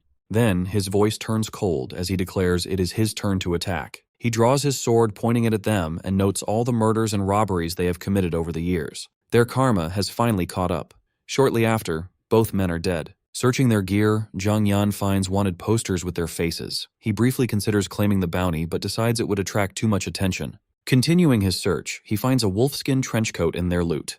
It is level 10 and E-grade quality, which is perfect since he actually needs armor. It looks ordinary, but Zhang Yan just smiles. With his modify skill, a single changed word can turn trash into treasure. Activating the skill, he modifies the wolfskin trench coat into a killinskin trench coat. The coat instantly evolves into A-grade armor. Its defense and agility spike, and poisons below D rank can no longer harm him at all. Zhang Yan puts it on, finding a perfect fit. Modifying equipment names always gives amazing results. Magical Qilin patterns are now embroidered across the fabric, providing him with a solid early upgrade. Pleased with his new gear, Zhang Yan decides to head home. With the exams approaching, it is now his sister's turn to surprise everyone. Back home, his sister Yao is busy studying the top-tier magical beast races. She easily remembers dragons, qilins, and phoenixes, but struggles to recall the fourth one. Suddenly, Zhang Yan walks through the front door carrying a large pile of groceries, calling out for her help. She rushes over, totally stunned by the sheer amount of supplies he has brought. Her eyes quickly catch his new trench coat. It looks like impressive armor, so she naturally asks where he got everything. Grinning, Zhang Yan proudly says he earned it through his own skills. Then he surprises her by saying he is raising her allowance. Yao shakes her head, insisting that 50 yuan is already enough for her. Our boy completely disagrees. Handing her a stack of cash, he raises her monthly allowance to 500 yuan, telling her to just ask if she ever needs more. Shocked, Yao immediately wonders if her brother has done something illegal to get so much cash. Before she can worry, Zhang Yan lightly taps her head and tells her to stop overthinking. Changing the subject, Zhang Yan reminds her about tomorrow's exam rally. Smirking, he casually says he'll just go through the motions at his current level, promising to take her out for a nice meal afterward. However, Yao catches on to that detail and curiously asks what level he is right now. Showing off, Zhang Yan casually replies that he is merely level 20. The casual tone leaves Yao completely speechless. Zhang Yan knows exactly how impressive that is. Normal students only reach levels 10 to 15 before the exams, and only the true geniuses break into the 16 to 20 range. Anyone surpassing level 20 usually has powerful families backing them, since breaking that threshold requires huge resources.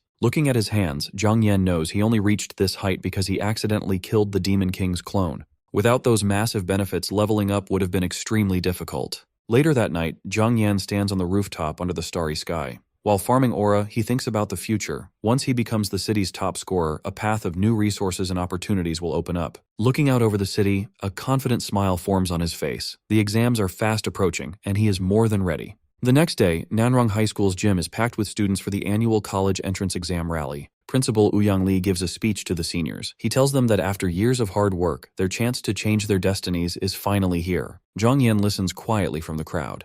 He knows the speech is a bit cliché, but the exam really is the best way for awakened students to change their lives. Awakened students generally have 4 paths based on their exam results. Top scorers will enter elite universities to explore demon lairs. Supported by the state, they will get endless resources and a bright future. The second path is for those with good grades who miss the elite schools. They can join the military to guard demon territories. With government support, they can eventually become powerful military leaders. The third path is for average students. They will attend normal universities and likely join the Guardian Knights. Though they receive fewer resources, it is still a great option for people with average talent. The last path is the hardest. Students who fail the exam will return to normal city life, never achieving anything great. Sadly, this normal life is the fate for most people. Only 20% of awakened students ever make it to the first 3 paths. The other 80% will remain ordinary. This is the harsh reality of a world invaded by demon lairs, where the weak are simply left behind. Soon, the principal finishes his speech and asks the teachers to screen the students. Anyone at level 15 or above will skip the preliminary test. With that said, the principal officially starts the selection process. Murmurs quickly fill the gym. Many students look sad because they have not reached level 15 yet. Meanwhile, Zhang Yan stands confidently in the crowd. Even though he did not experience this in his past life, he knows the rules. Since his strength is high enough, he expects to skip this test. His teacher soon announces that 5 students in their class have passed level 15, but he quickly adds that only 4 of them will skip the test. The teacher then calls Zhang Yan's name. Even though Zhang Yan is past level 15, he still has to take the test because he has an F-rank, non-combat class. Zhang Yan looks disappointed as the students start whispering. Many feel it is unfair to make him test just because he is an F-rank. They sigh, knowing things would be different if he had a combat class. Not everyone feels bad for him though. His main hater, Wei Hong Wei, sneers and says this is exactly what F-rank trash deserves. Seeing this, the teacher pats Zhang Yan's shoulder. He knows Zhang Yan is talented and tells him not to feel down, but this is the school's decision and he cannot change it. Hearing this, Jiang Yan smiles confidently. He says he understands and is totally fine with taking the test. Our boy's calm attitude makes Hongwei angry. He wonders how our boy can be so relaxed when everyone knows his skills, meaning the others will definitely target him first. A whistle blows, starting the preliminary exams. This cruel test places 10 low-level students in a free-for-all fight. Only the winner can take the college exam, leading to a huge 90% elimination rate. Soon, several matches end. Before long, Jiang Shui from Class 9 wins her group match. From the stands, Principal Wu Yang and Vice Principal Zhu Kang watch the fights. Zhu Kang coldly says that students still under level 15 have no real future. He points out that most of them only have weak D or E rank crafting classes. However, Principal O Young interrupts, saying this year is different. He mentions Zhang Yan, who has been top of his class in academics and fighting for 3 years. Zhu Kang remembers him well. He admits he used to have high hopes for Zhang Yan, but sadly, Zhang Yan only awakened an F rank class. Looking at the principal, Zhu Kang asks if he really understands what an F rank means. E rank used to be the lowest rank, but as extremely weak crafting classes appeared, people started calling them trash classes. To sound nicer, officials later renamed these terrible classes to F rank. No matter how smart or skilled Zhang Yan used to be, Zhu Kang believes the class gap is impossible to beat. He thinks Zhang Yan has zero chance of winning. Principal Wu Yang disagrees. He reminds him that a famous level 70 fighter also started with a weak class. He warns Zhu Kang not to underestimate hard workers like Zhang Yan. At that moment, the referee blows the whistle for Group 17 to get ready. Several students enter the arena, including Zhang Yan. While everyone else holds weapons ready for battle, Zhang Yan walks in empty-handed and calm. Since he promised to treat his sister to a nice meal, he does not want to waste time here. The other students start talking. One notes that our boy has been the top student for 3 years and is already level 20, which is much higher than the rest of them. However, a spearman points out that despite his talents, Zhang Yan is still just an F rank. He suggests they all team up to beat Zhang Yan first, and then decide the true winner later. Hearing this, Zhang Yan just smiles. Since he is in a rush, he casually invites all 9 of them to attack him at once. This hurts the pride of the combat students. As warriors, assassins, and archers, they think Zhang Yan's confidence is pure arrogance. Determined to teach the F rank a lesson, all 9 students raise their weapons. They charge at Jiang Yan with full force, wanting to prove that hard work can never beat class gaps. Watching from above, Zhu Kang narrows his eyes and says the real show is finally starting. On the battlefield, Jiang Yan stays calm. He raises his hand as his storage ring glows brightly. He tells them their weapons are weak as he bought a great sword using resources from Poison Dragon Valley. The next moment, a sword appears in his hand. This shocks both principals. First, they notice his super rare storage ring. Then, Zhu Kang realizes the sword is an A-rank weapon made by a high-level expert. Before anyone can react, Zhang Yan dashes across the field. He moves so fast that the crowd only sees a blue blur. In an instant, he passes all 9 enemies and stops a few meters away. Striking a cool pose to earn some style points, he tells them to get lost. The students in the stands are stunned. His amazing speed is far beyond their expectations, making them wonder if he is really an F rank after all. Strangely, none of his enemies look hurt. The spearman yells that while our boy is fast, his attacks did nothing. He thinks Zhang Yan just has high-speed stats. Hearing this, Zhang Yan slowly turns around and asks if that is really the case. Suddenly, the 9 students feel something strange. Their collars rip apart and fall to the floor at the exact same time. The whole arena goes completely silent in shock. The students realize the scary truth. If Zhang Yan wanted to kill them, they would all be dead already. They finally know they are no match for him. Meanwhile, Zhang Yan keeps his cool pose and stands silently. Without hesitation, all 9 enemies raise their hands and surrender. The referee announces Zhang Yan as the winner of Group 17. Walking away, Zhang Yan thinks about the official exam starting in 3 days. Now that he has won the test, he can finally return home and take his sister out for that nice meal. At the same time, he cannot help but chuckle. Showing his sword in this fight gives him a great excuse for owning such a weapon.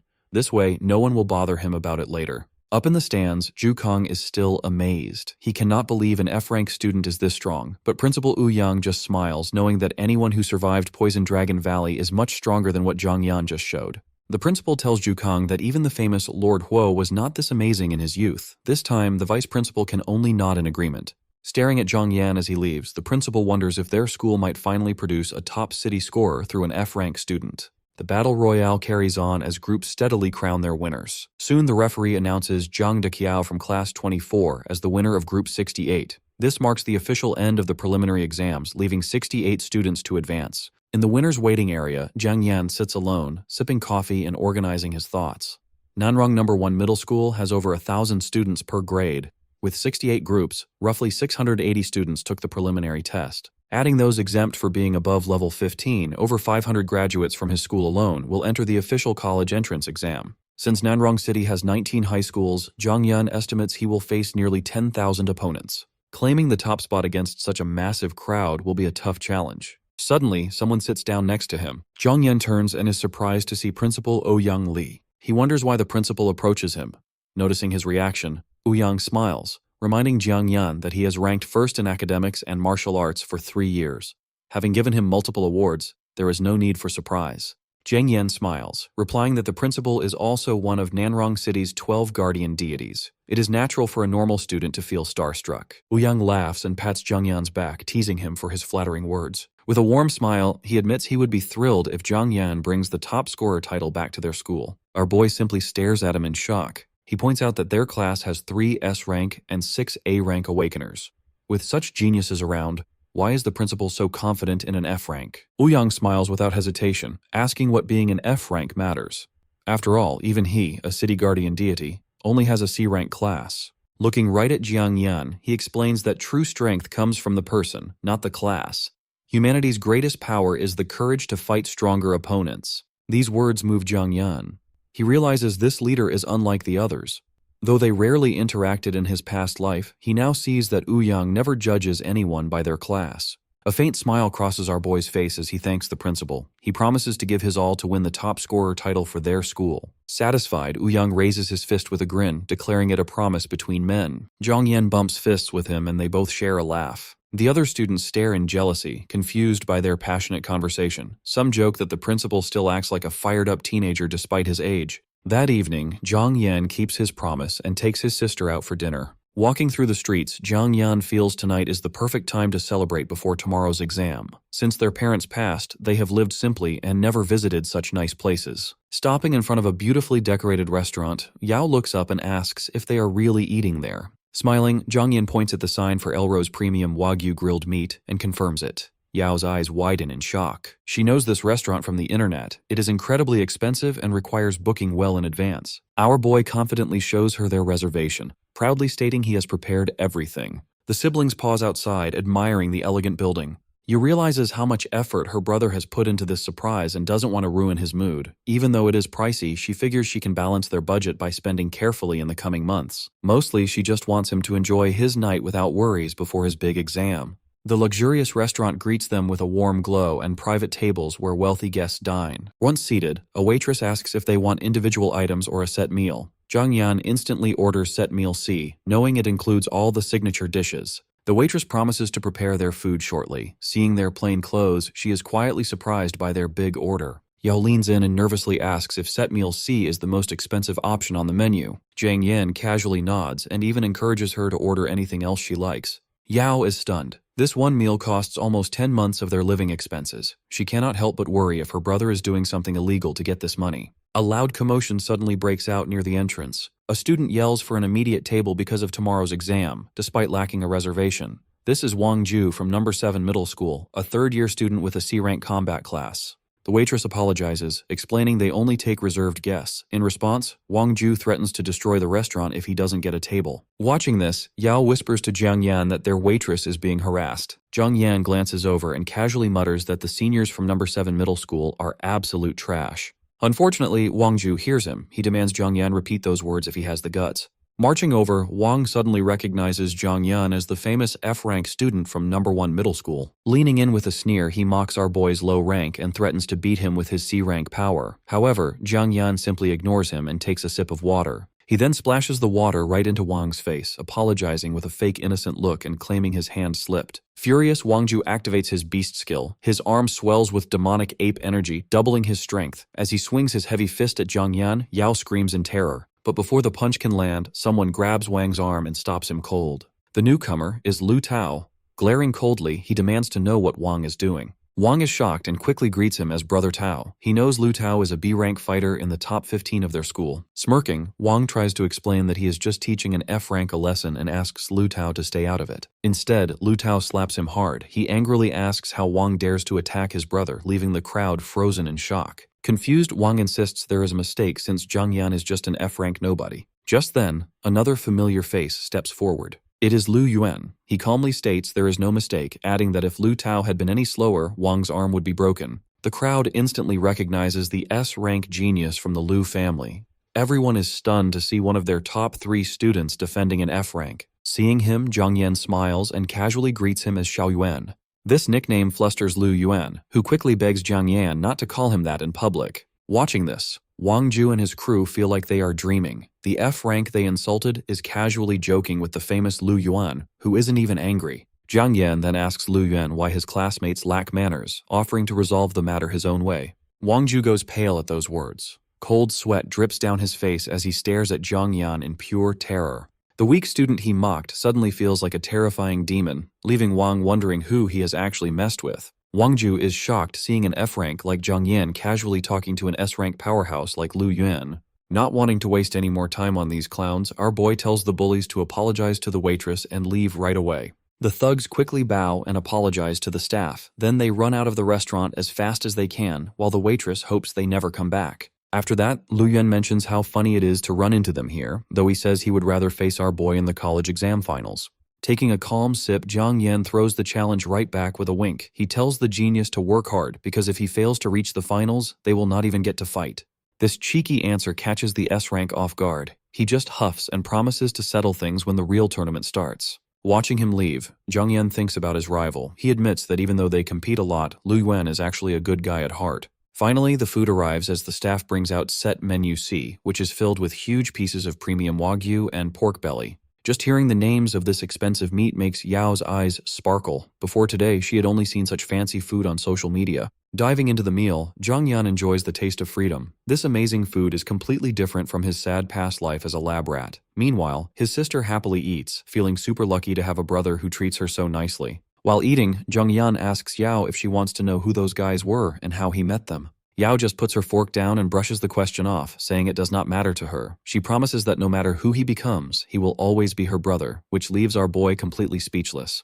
This touching moment makes him even more determined. He silently promises to keep this world safe no matter what, just to protect his family. The big day finally comes. Thousands of students gather at the city square right under a huge demon rift, listening to the announcer say that their future will be decided today. Walking through the busy crowd, Zhang Yan laughs a bit. Even though everyone else took off their school uniforms for this big day, he chose to keep his on. He did this to keep his promise to Principal Wu Yang. By wearing his school colors proudly, everyone will know exactly who he represents when he takes the top scorer spot. Soon, the chief examiner takes the stage to explain the rules. The students must hunt monsters in the rift to earn points, and only the top 100 on the leaderboard will make it to the finals. Everyone checks their sensor bracelets. These devices will automatically count points based on the monsters they defeat, but they only have a strict 6-hour time limit. After wishing the crowd luck, the examiner orders the huge gates to open, and the countdown instantly starts ticking down. The excited students rush forward in a crazy stampede. They scream battle cries as they charge straight toward the high point monsters. While everyone else runs in a hurry, our boy just walks calmly. He carefully thinks about the hidden details behind these simple rules. He realizes that the battlefield, the sinister demon forest, is a really smart choice. It has monsters ranging from level 15 to 25. Unlike his last hunting spots, this place does not have crazy boss monsters. Instead, it has many different types of beasts with mixed strengths, making it perfect for finding the real geniuses. Stepping through the portal, Zhang Yan goes straight into the spooky green forest. He quickly spots purple barriers floating up in the trees. These are magic shields made by the city's strongest fighters to keep the highest level monsters away and keep the students safe. Even though he never took this exam in his past life, our boy basically lived in this forest when top experts used to train him. So, he knows the area better than anyone else. Nearby, other students are already trying to find a smart way to win. They start teaming up to clear monsters faster, even if it means sharing the points. A group quickly forms with a classic team setup. They have tanks, healers, mages, and archers ready to clear the area together. As Zhang Yan walks past them, one of the girls asks him what class he belongs to. When he calmly says he is an F-rank farmer, the group stops being friendly. They laugh, wondering how a weak class even got into the exam, and tell each other to stay away from him. Being ignored because of his rank is nothing new, and Zhang Yan admits to himself that he is pretty used to this by now. Still, he just smiles. He knows that proving everyone wrong and breaking their expectations is exactly what he loves to do. With that in mind, our boy jumps up onto a rock and pulls out his glowing blade. He is ready to become a legend in this exam right now. Back outside, the city's school principals gather in the observation room to watch the scores. Principal Zhang is super excited, saying the race for the top spot has been really close lately. Then Principal Sima proudly jumps in, bragging that his school has 4 S-rank geniuses this year. He feels very sure they will take the #1 spot again. Principal Ouyang speaks up from behind them, calling out Sima's closed mind. He points out that Sima is only an A rank himself but is not any stronger than him, proving that judging people just by their class is foolish. Sima laughs and asks if Ouyang is talking about that F-rank student from First High. He jokes, wondering if Ouyang actually believes a weak class student can become the top scorer. Zhang agrees that class rank is not everything, but he coldly adds that an F-rank student does not even belong on the same stage as real elites. Ouyang calls their words complete nonsense. He defends Zhang Yan, reminding them that his student broke several records back in the training base. He promises them that Zhang Yan is going to blow their minds, telling them to just wait and watch the screen. Sima just scoffs, saying the training base is only a playground for kids. Zhang mocks First High for having no talent this year, leaving Ouyang grinding his teeth in anger. Suddenly, barely 5 minutes into the exam, a huge loud noise breaks out in the room. The leaderboard flashes with the very first kill of the day. The principals gasp in shock at how fast it happened. They all assume it must be a genius from a rich family, but Ouyang instantly wonders if his star student did it. Seeing the name on the board, he cannot help but smile. He silently praises our boy for doing the impossible. At the same time, Sima and Zhang are sweating in shock. They cannot understand how an F-rank student could take down a strong monster so quickly. The screen shows the real deal. Zhang Yan is sitting comfortably at rank 1 with 36 points, proudly showing off his F-rank class to everyone in the room. Right at that moment in the forest, Zhang Yan is super happy with his luck. He ran into a level 20 monster right after entering the area. As 3 high-level wolves get ready to jump at him, our boy just smiles. He gets ready to take their points and secure his huge lead. Facing Zhang Yan are 3 level 21 black-striped fierce tigers. He quickly recognizes them as some of the forest's strongest monsters. He recalls that exam points are awarded based on the defeated beast's strength. Unfortunately, any monsters killed during the test will disappear, meaning he cannot collect their valuable materials. Sighing over the wasted resources, Zhang Yan mutters, "What a shame." Suddenly, the 3 tigers roar and charge at him with killing intent. Zhang Yan shows no fear. Gripping his Qinggong sword, he rushes forward. For a normal examinee, fighting a pack of these tigers is just as hard as facing a boss monster. However, he isn't normal anymore. Even the wealthy families in Nanrong City cannot easily afford gear like his Qinggong sword and Qilin skin coat. As the first tiger lunges, Zhang Yan's sword flashes, cutting it down instantly. A system notification confirms the kill, rewarding him with 900 experience points. Seeing its companion die so easily, the second tiger roars and activates its innate skill, black-striped brute force, boosting its strength and agility by 15%. Zhang Yan just smiles. He loves fighting opponents who rely on skills. Raising his hand, he activates his Modify skill to instantly alter the beast's ability. The skill becomes black-striped weak force, completely reversing its effects. Instead of growing stronger, the tiger's stats drop by 15%. This sudden weakening leaves the beast stunned, creating a fatal opening. Zhang Yan's sword sweeps across its neck, easily beheading it in a single strike. Another notification pops up, rewarding him with 950 experience points. Watching the others fall, the last tiger loses its courage. Instead of attacking, it turns and flees. Zhang Yan simply smirks. It is already too late to escape. In one smooth motion, he throws his sword. The blade shoots forward like lightning, piercing the tiger's jaw and killing it instantly. Another 900 experience points are added to his total. He calmly retrieves his weapon and looks deeper into the forest.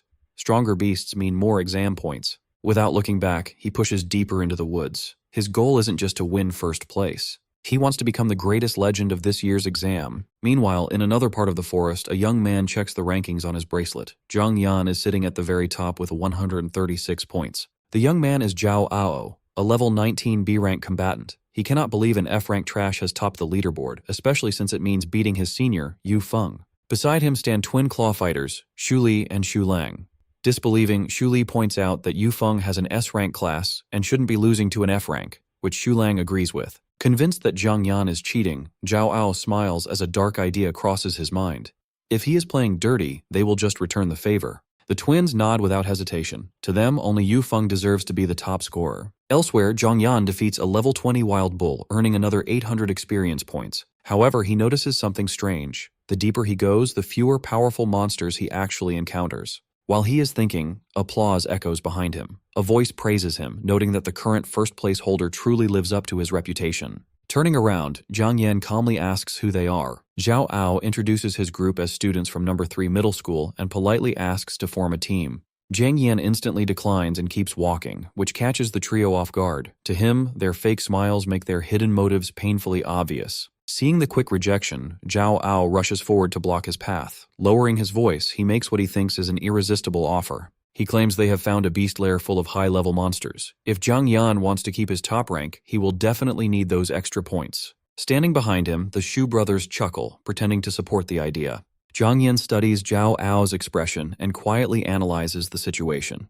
Out of thousands of students, these three have specifically tracked him down to offer exactly what he needs. It is an obvious trap, so poorly hidden that he actually finds it amusing. Since they want to play dirty, he decides to show them what being outsmarted truly feels like. Faking interest, Jiang Yan asks if the lair is real, admitting he has been worried about finding enough monsters.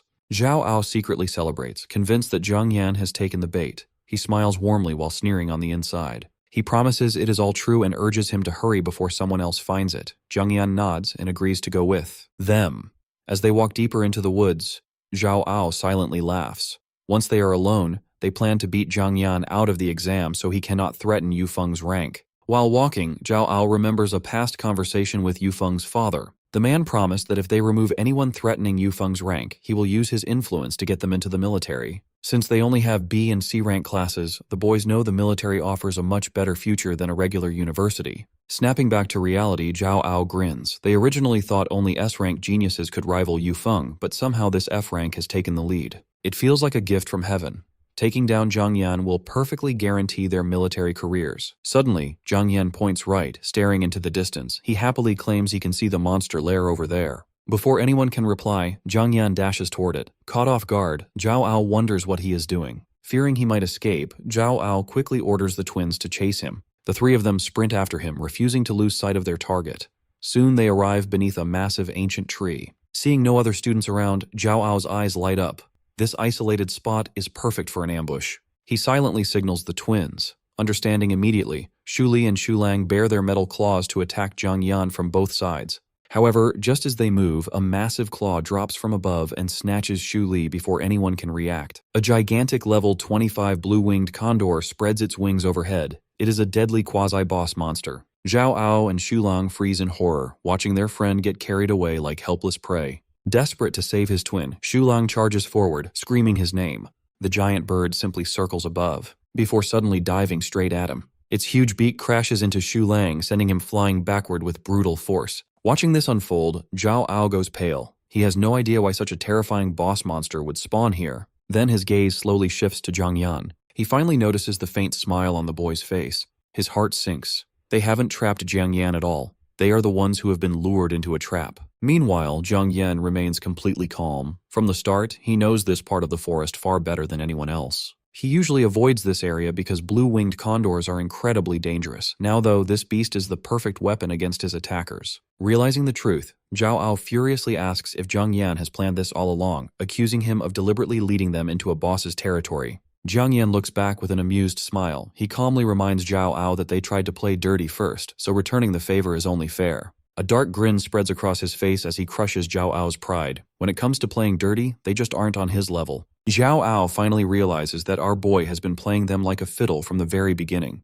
With a smug smile, Jiang Yan asks if they really thought an F-rank class made him an easy target. Without another word, he summons his A-rank sword from his inventory, making it crystal clear that they picked a fight with the wrong guy. Enraged, Zhao Ao immediately activates his fast blade skill, boosting his attack speed by 30% as he charges forward, determined to cut Jiang Yan down. However, the attack never lands. Jiang Yan effortlessly parries the strike before firing back with a single slash that instantly shatters Zhao Ao's sword. Staring in disbelief, Zhao Ao can't comprehend how an F rank possesses such overwhelming power. Before he can even process what happened, he coughs up blood and is sent crashing into the dirt. Knowing that students die during these entrance exams every single year, Zhao Ao is convinced that Jiang Yan is about to finish him off. Instead, our boy simply sends his sword back into his inventory and coldly tells the terrified bully that trash like him isn't even worth killing. After all, Jiang Yan is a law-abiding citizen with no interest in murdering random nobodies. Unlike these small-time bullies, he's focused on something far more important, becoming the undisputed top scorer of all Nanrong City. Just as he's about to leave, someone desperately grabs his leg. It's one of the twins, bruised and barely able to move, begging Jiang Yan to save his brother. Looking up, They see the giant vulture carrying its prey away through the sky.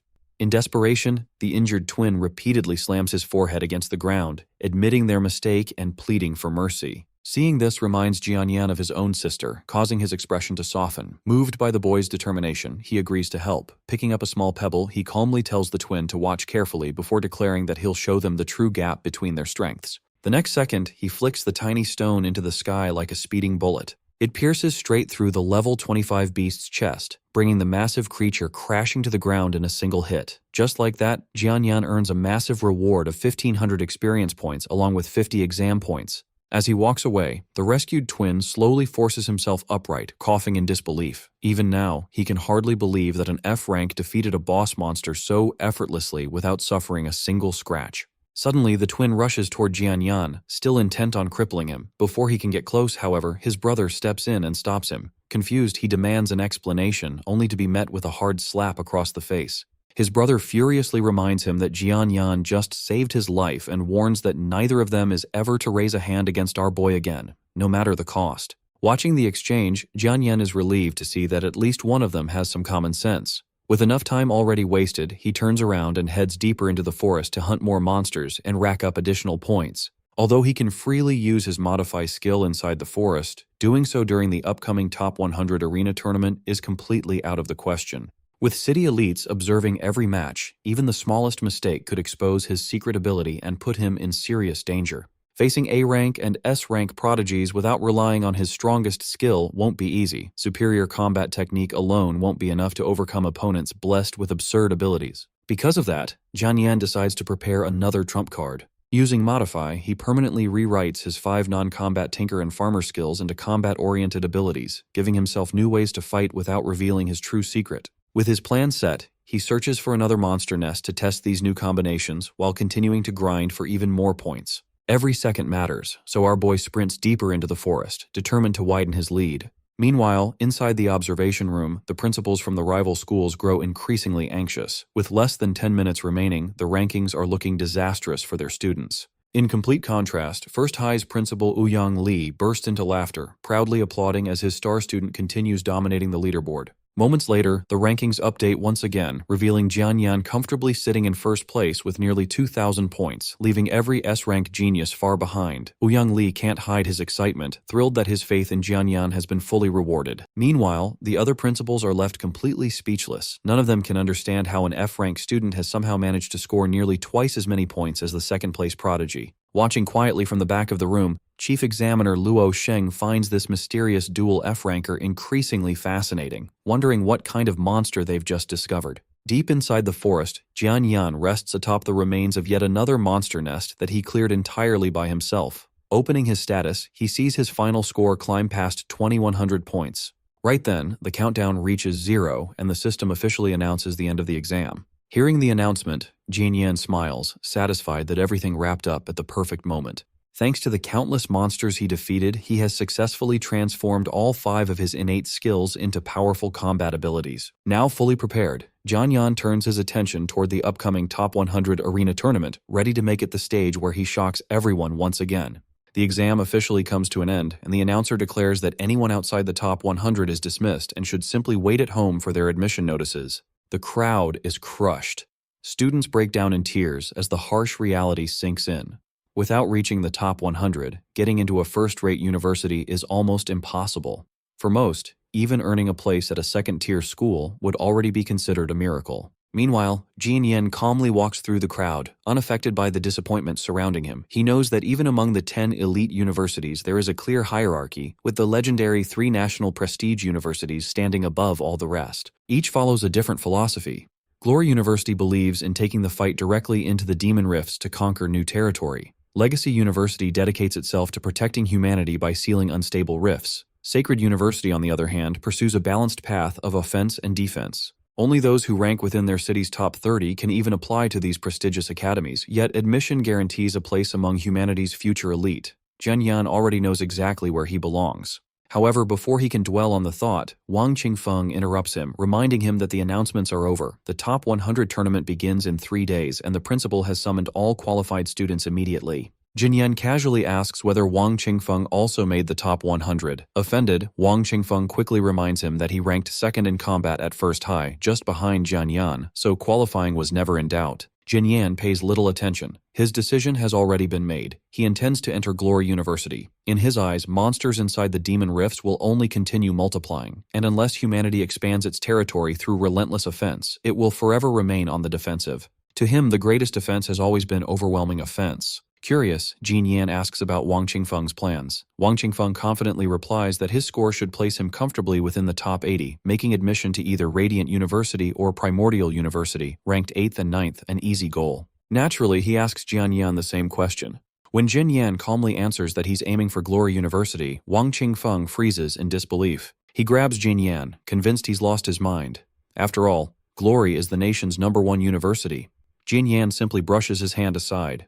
As far as he's concerned, once he claims Nanrong City's top scorer title, entering Glory will be the obvious next step. Seeing his confidence, Wang Qingfeng tries to reason with him. Fighting ordinary monsters is nothing like facing S-rank and A-rank prodigies in a real tournament, and Jian Yan's F-rank abilities shouldn't be able to compete. Midway through his warning, however, he abruptly stops, realizing his words might crush Jian Yan's confidence. Embarrassed, Wang Qingfeng quickly changes the subject, pretending to complain about how unfair fate is because those top geniuses completely outclass even his own B-rank class. Relieved that Jian Yan seems unaware of his slip, he lets out a quiet sigh. Yet Jian Yan sees through the act immediately. He finds it amusing that his rival is genuinely trying to protect his pride, unaware that his true abilities are beyond anyone's imagination. His thoughts drift to his legendary Modify skill, now at level 3. From his previous life, Jianyan knows it can only be upgraded with incredibly rare S-rank skill orbs, priceless treasures dropped by powerful boss-class demonic beasts. Back then, after being treated as little more than a laboratory test subject, level 3 was the furthest he ever reached. Even so, Modify already allows him to rewrite the very nature of his equipment, transforming ordinary gear into authentic divine-grade artifacts.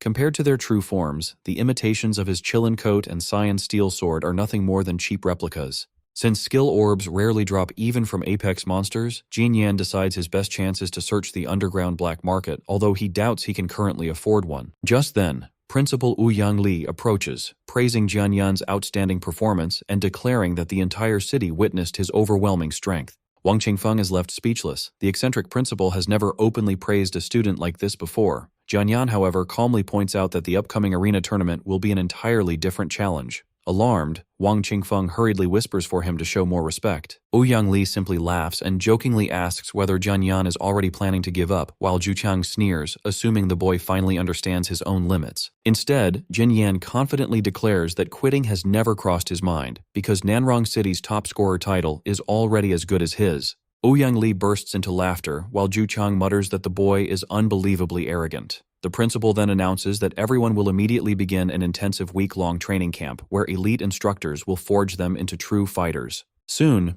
Ouyang Li gathers everyone inside First High's indoor martial arts stadium and explains the live combat training plan. The qualified students are divided into 3-person squads under their respective grade heads. Since First High produced exactly 10 qualifiers this year, 9 are assigned to the faculty. The lineup is exceptionally strong, including S ranks Xu Zhengyan, Qingji, and Xifeng, A ranks Wang Qingfeng, Yang Hongwei, and Zhu Ziling, along with the skilled B ranks Zhao Ying, Mo Yu, and Liu Li. The school's strongest instructors take charge. Liu Yun, head of physical combat, promises to toughen them up. Qian Yu, the close quarters specialist, warns them not to expect mercy, while Sun Yue reminds everyone that battlefield strategy can be just as deadly as brute strength. As the teams are assigned, Yang Hongwei immediately demands to know why Jian Yan is exempt while everyone else is being thrown into brutal training. Ouyang Li simply smiles before revealing that Jian Yan's instructor will be on an entirely different level because he will personally train him. The announcement leaves both Yang Hongwei and Wang Qingfeng completely stunned as they realize the principal himself intends to spar with Jian Yan. A chill instantly runs down Jian Yan's spine.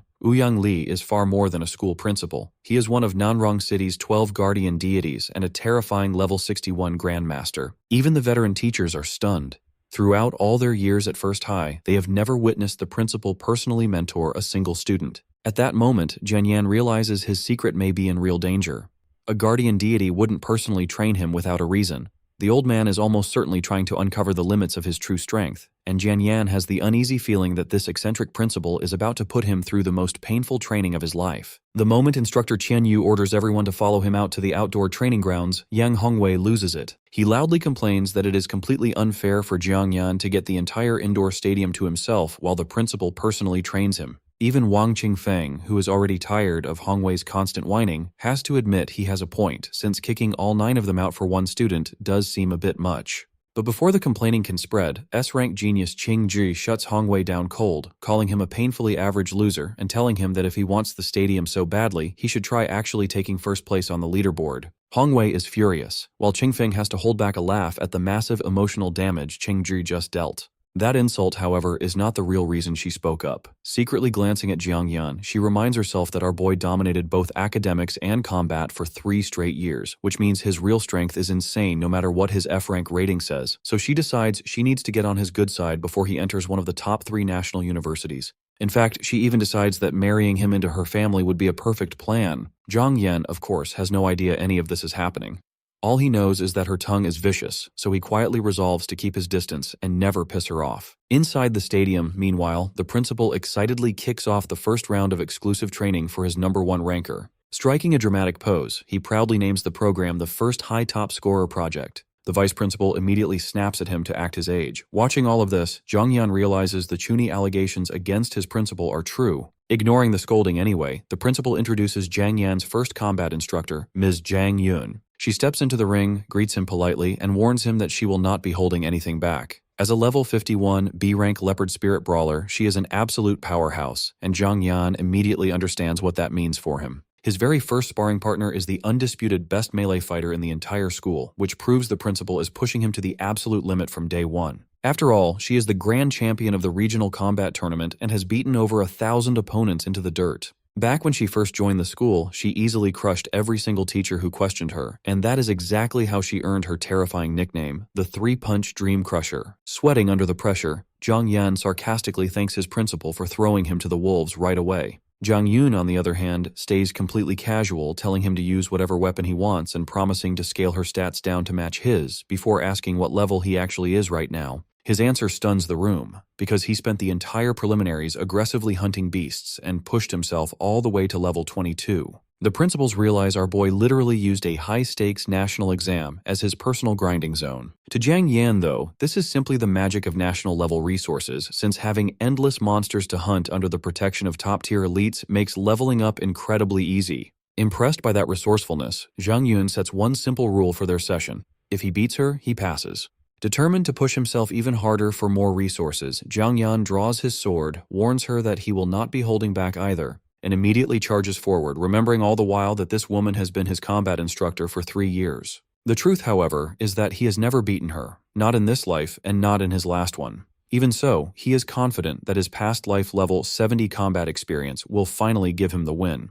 Unfortunately, she effortlessly slips around his strike and calmly points out the massive opening in his stance. Before he can even react, she lands a devastating punch that shatters his confidence and sends him flying into the ropes, forcing him to admit that she is still absurdly strong. Despite that brutal blow, Jiang Yan refuses to give up, dragging himself back onto his feet and charging straight back in. Soon, the horrific sounds of that one-sided beating start echoing through the entire school. Outside, Sifeng stops training and curiously asks what that weird thumping noise is. Yang Hongwei mockingly assumes the principal is just making Jiang Yan hit a punching bag, sneering that an F-rank loser will not get any stronger anyway. Instructor Qian Yu, however, is sweating in absolute terror because he knows that specific sound way too well. He recalls how his entire physical combat department became subordinate to the live combat department after he took a single devastating punch from Ms. Zhang during their job competition, and he confirms that the brutal thuds coming from the stadium are the sound of her fists hitting a human body. Panicking, he orders his students to stop eavesdropping and focus on their own training while silently wishing Jiang Yan good luck in surviving the session. By 3 in the morning, the principal and vice principal are still watching, stunned that the kid is somehow still standing after such a brutal beating, and the vice principal quietly admits to himself that he severely underestimated Jiang Yan's resilience. Covered in bruises, our boy can barely stay on his own feet and is running purely on raw willpower. Seeing his terrible state, Jiang Yun offers to call it a night and resume tomorrow, warning him that he will not be beating her tonight. But Jiang Yan refuses, since the top 100 tournament is only 3 days away and he has no time left to rest. He even smiles and boldly claims he is already confident he can take her down, which is exactly the kind of talk that makes her charge straight back in. Building up massive momentum, she throws another strike, telling him that plenty of arrogant people have said those exact words to her. Her fist lands cleanly as she proudly declares that close quarters combat is her absolute specialty and that none of those talkers ever backed up their words, then yells at him to finally stay down while the impact sends him flying backward once again. What she does not realize is that this is precisely the moment he has been waiting for. Suddenly, Zhang Yan smirks, grabs the ring ropes, and uses them to launch himself into a massive flip right over her head. Caught completely off guard, Zhang Yun understands far too late that she walks straight into his trap, and by then his kick is already flying toward her face. The hit lands clean on her jaw, turning her own momentum perfectly against her. Our boy smiles and declares that he is the one winning their sparring session. Principal Ouyang Lie and Vice Principal Zhu Kang watch in complete shock, stunned that Jian Yan managed to pull off such an impossible counter and push past his physical limits. Since Zhang Yun landed outside the ring, she is officially defeated, and Jian Yan passes the live combat test. Completely bruised and exhausted, Jian Yan leans against the ropes and worriedly asks if his teacher is all right. Seeing this, Ouyang Lie grows nervous as he looks over at Zhang Yun. He remembers how hard he worked to recruit her and knows she hates losing more than anything, fearing she will be furious about being beaten by a student, even if it was necessary to secure the top scorer title for their school. Suddenly, Zhang Yun bursts into loud, wild laughter. Her sudden outburst terrifies Ouyang Lie, making him wonder if she has completely lost her mind from pure rage. Fearing she might take out her anger on Jian Yan, the principal prepares to protect his star student at all costs. However, Zhang Yun is not angry at all as she sits up, genuinely impressed that Jian Yan managed to use her own momentum against her. Snapping her dislocated jaw back into place, she calls the move brilliant and laughs, saying that Jian Yan is even crazier than she was at his age. Wiping his bruised face, Jian Yan jokes back, saying that she is just as terrifying since she nearly beat him to death during their fight. Curious, Zhang Yun asks him how he came up with that counter and calculated the exact force needed to knock her out of bounds. Jian Yan explains that as an agility-based leopard spirit brawler, her speed and offensive power far surpass his own.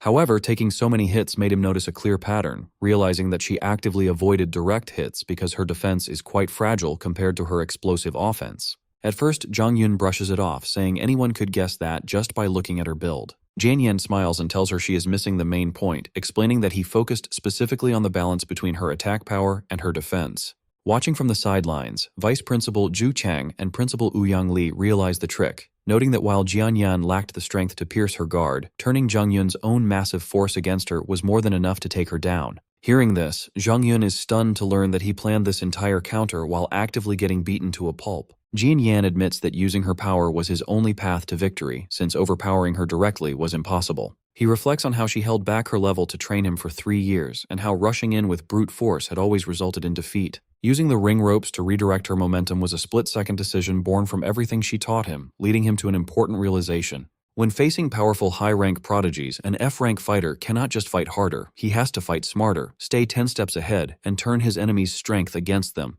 Clenching his fist, Jian Yan admits that he has been relying too much on his modify skill and past life memories, resolving to push past his limits and become truly strong. Zhang Yun looks at Jian Yan with deep respect, realizing just how much an F-rank awakener has to endure to achieve victory. She feels a wave of sympathy for the pain he went through, knowing that any normal person would have collapsed, while Jian Yan stayed completely focused through the brutal beating just to catch a split-second opening. Standing back up, she takes off her gloves and gives him a bright thumbs up, declaring that he has passed her trial fair and square.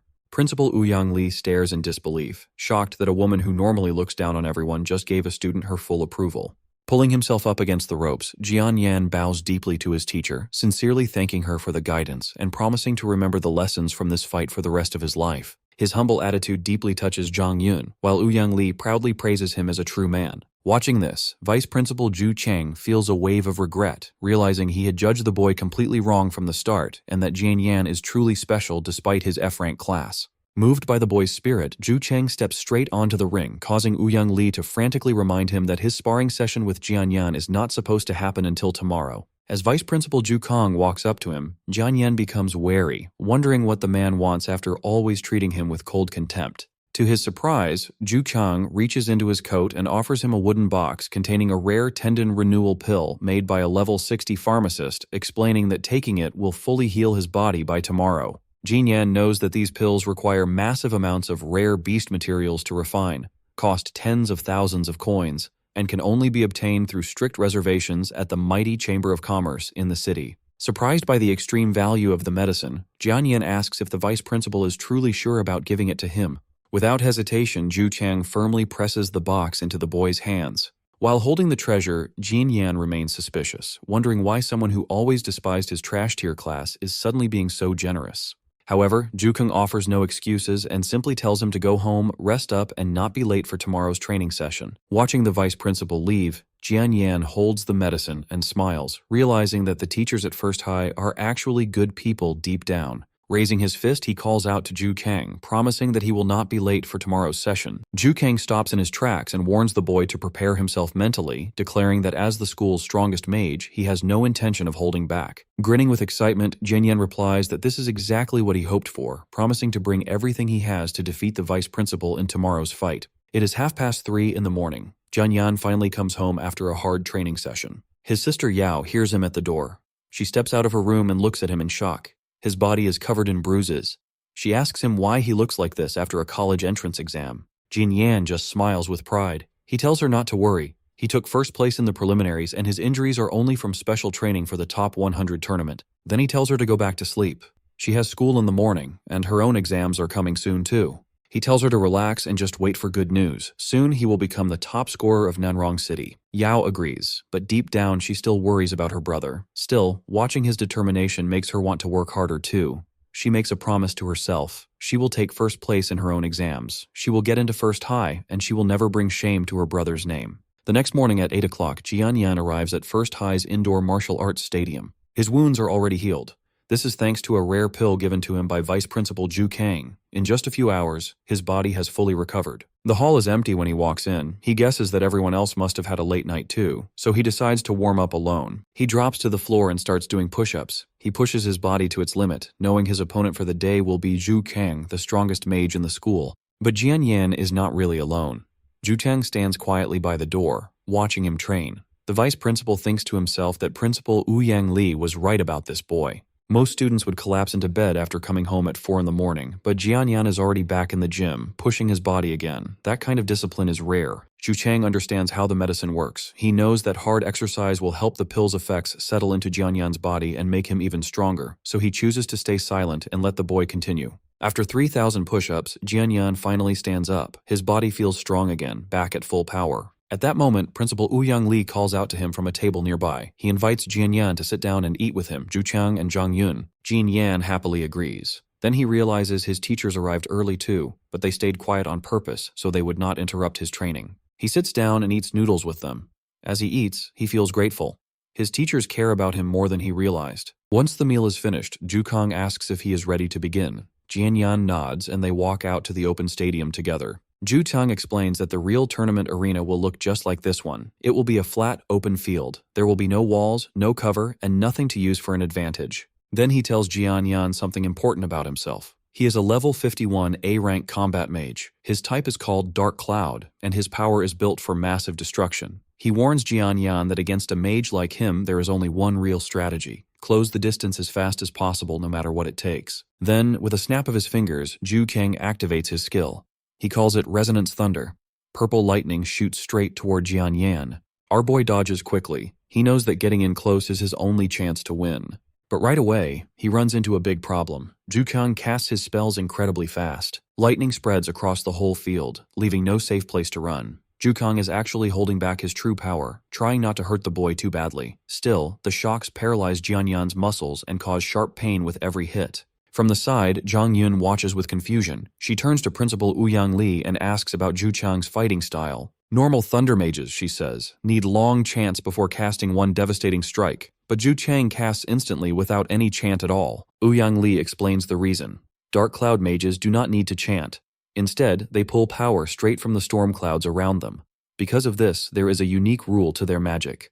The harder Zhu Kang hits with his body, the bigger and more destructive his lightning becomes. Zhang Yun still looks doubtful. She points out that mages rarely train their physical bodies, so how can Zhu Kang's lightning be truly powerful? Ouyang Li warns her not to underestimate him. Zhu Chang's raw physical strength is beyond any mage he has ever seen. And there is something else too.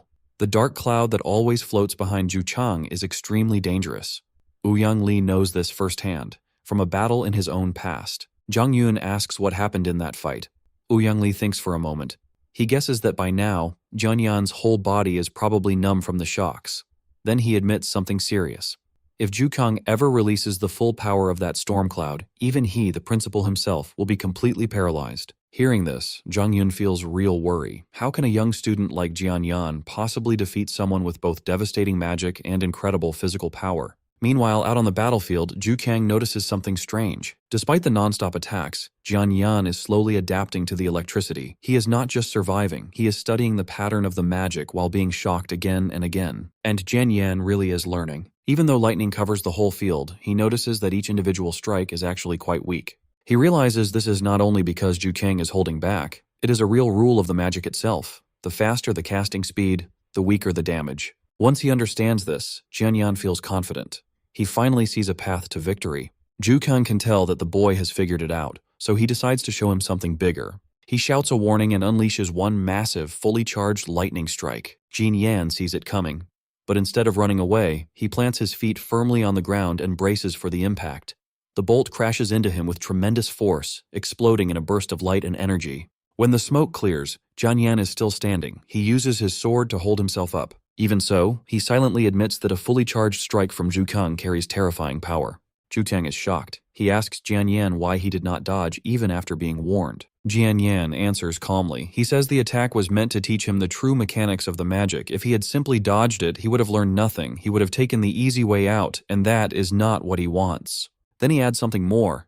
He knows Zhu Chang has been holding back the whole time. But to truly earn the title of top scorer, he cannot accept any special treatment, not even from his own teacher. Taking the full attack head-on was the only real way to build his true strength. Zhu Kang smiles. He is genuinely impressed that his talented student has seen through his intentions so clearly. Jian Yan thanks him sincerely for revealing this important secret about defeating a mage. With his resolve now stronger than ever, Jian Yan prepares for his counterattack. He is ready to show his teacher exactly what he has learned.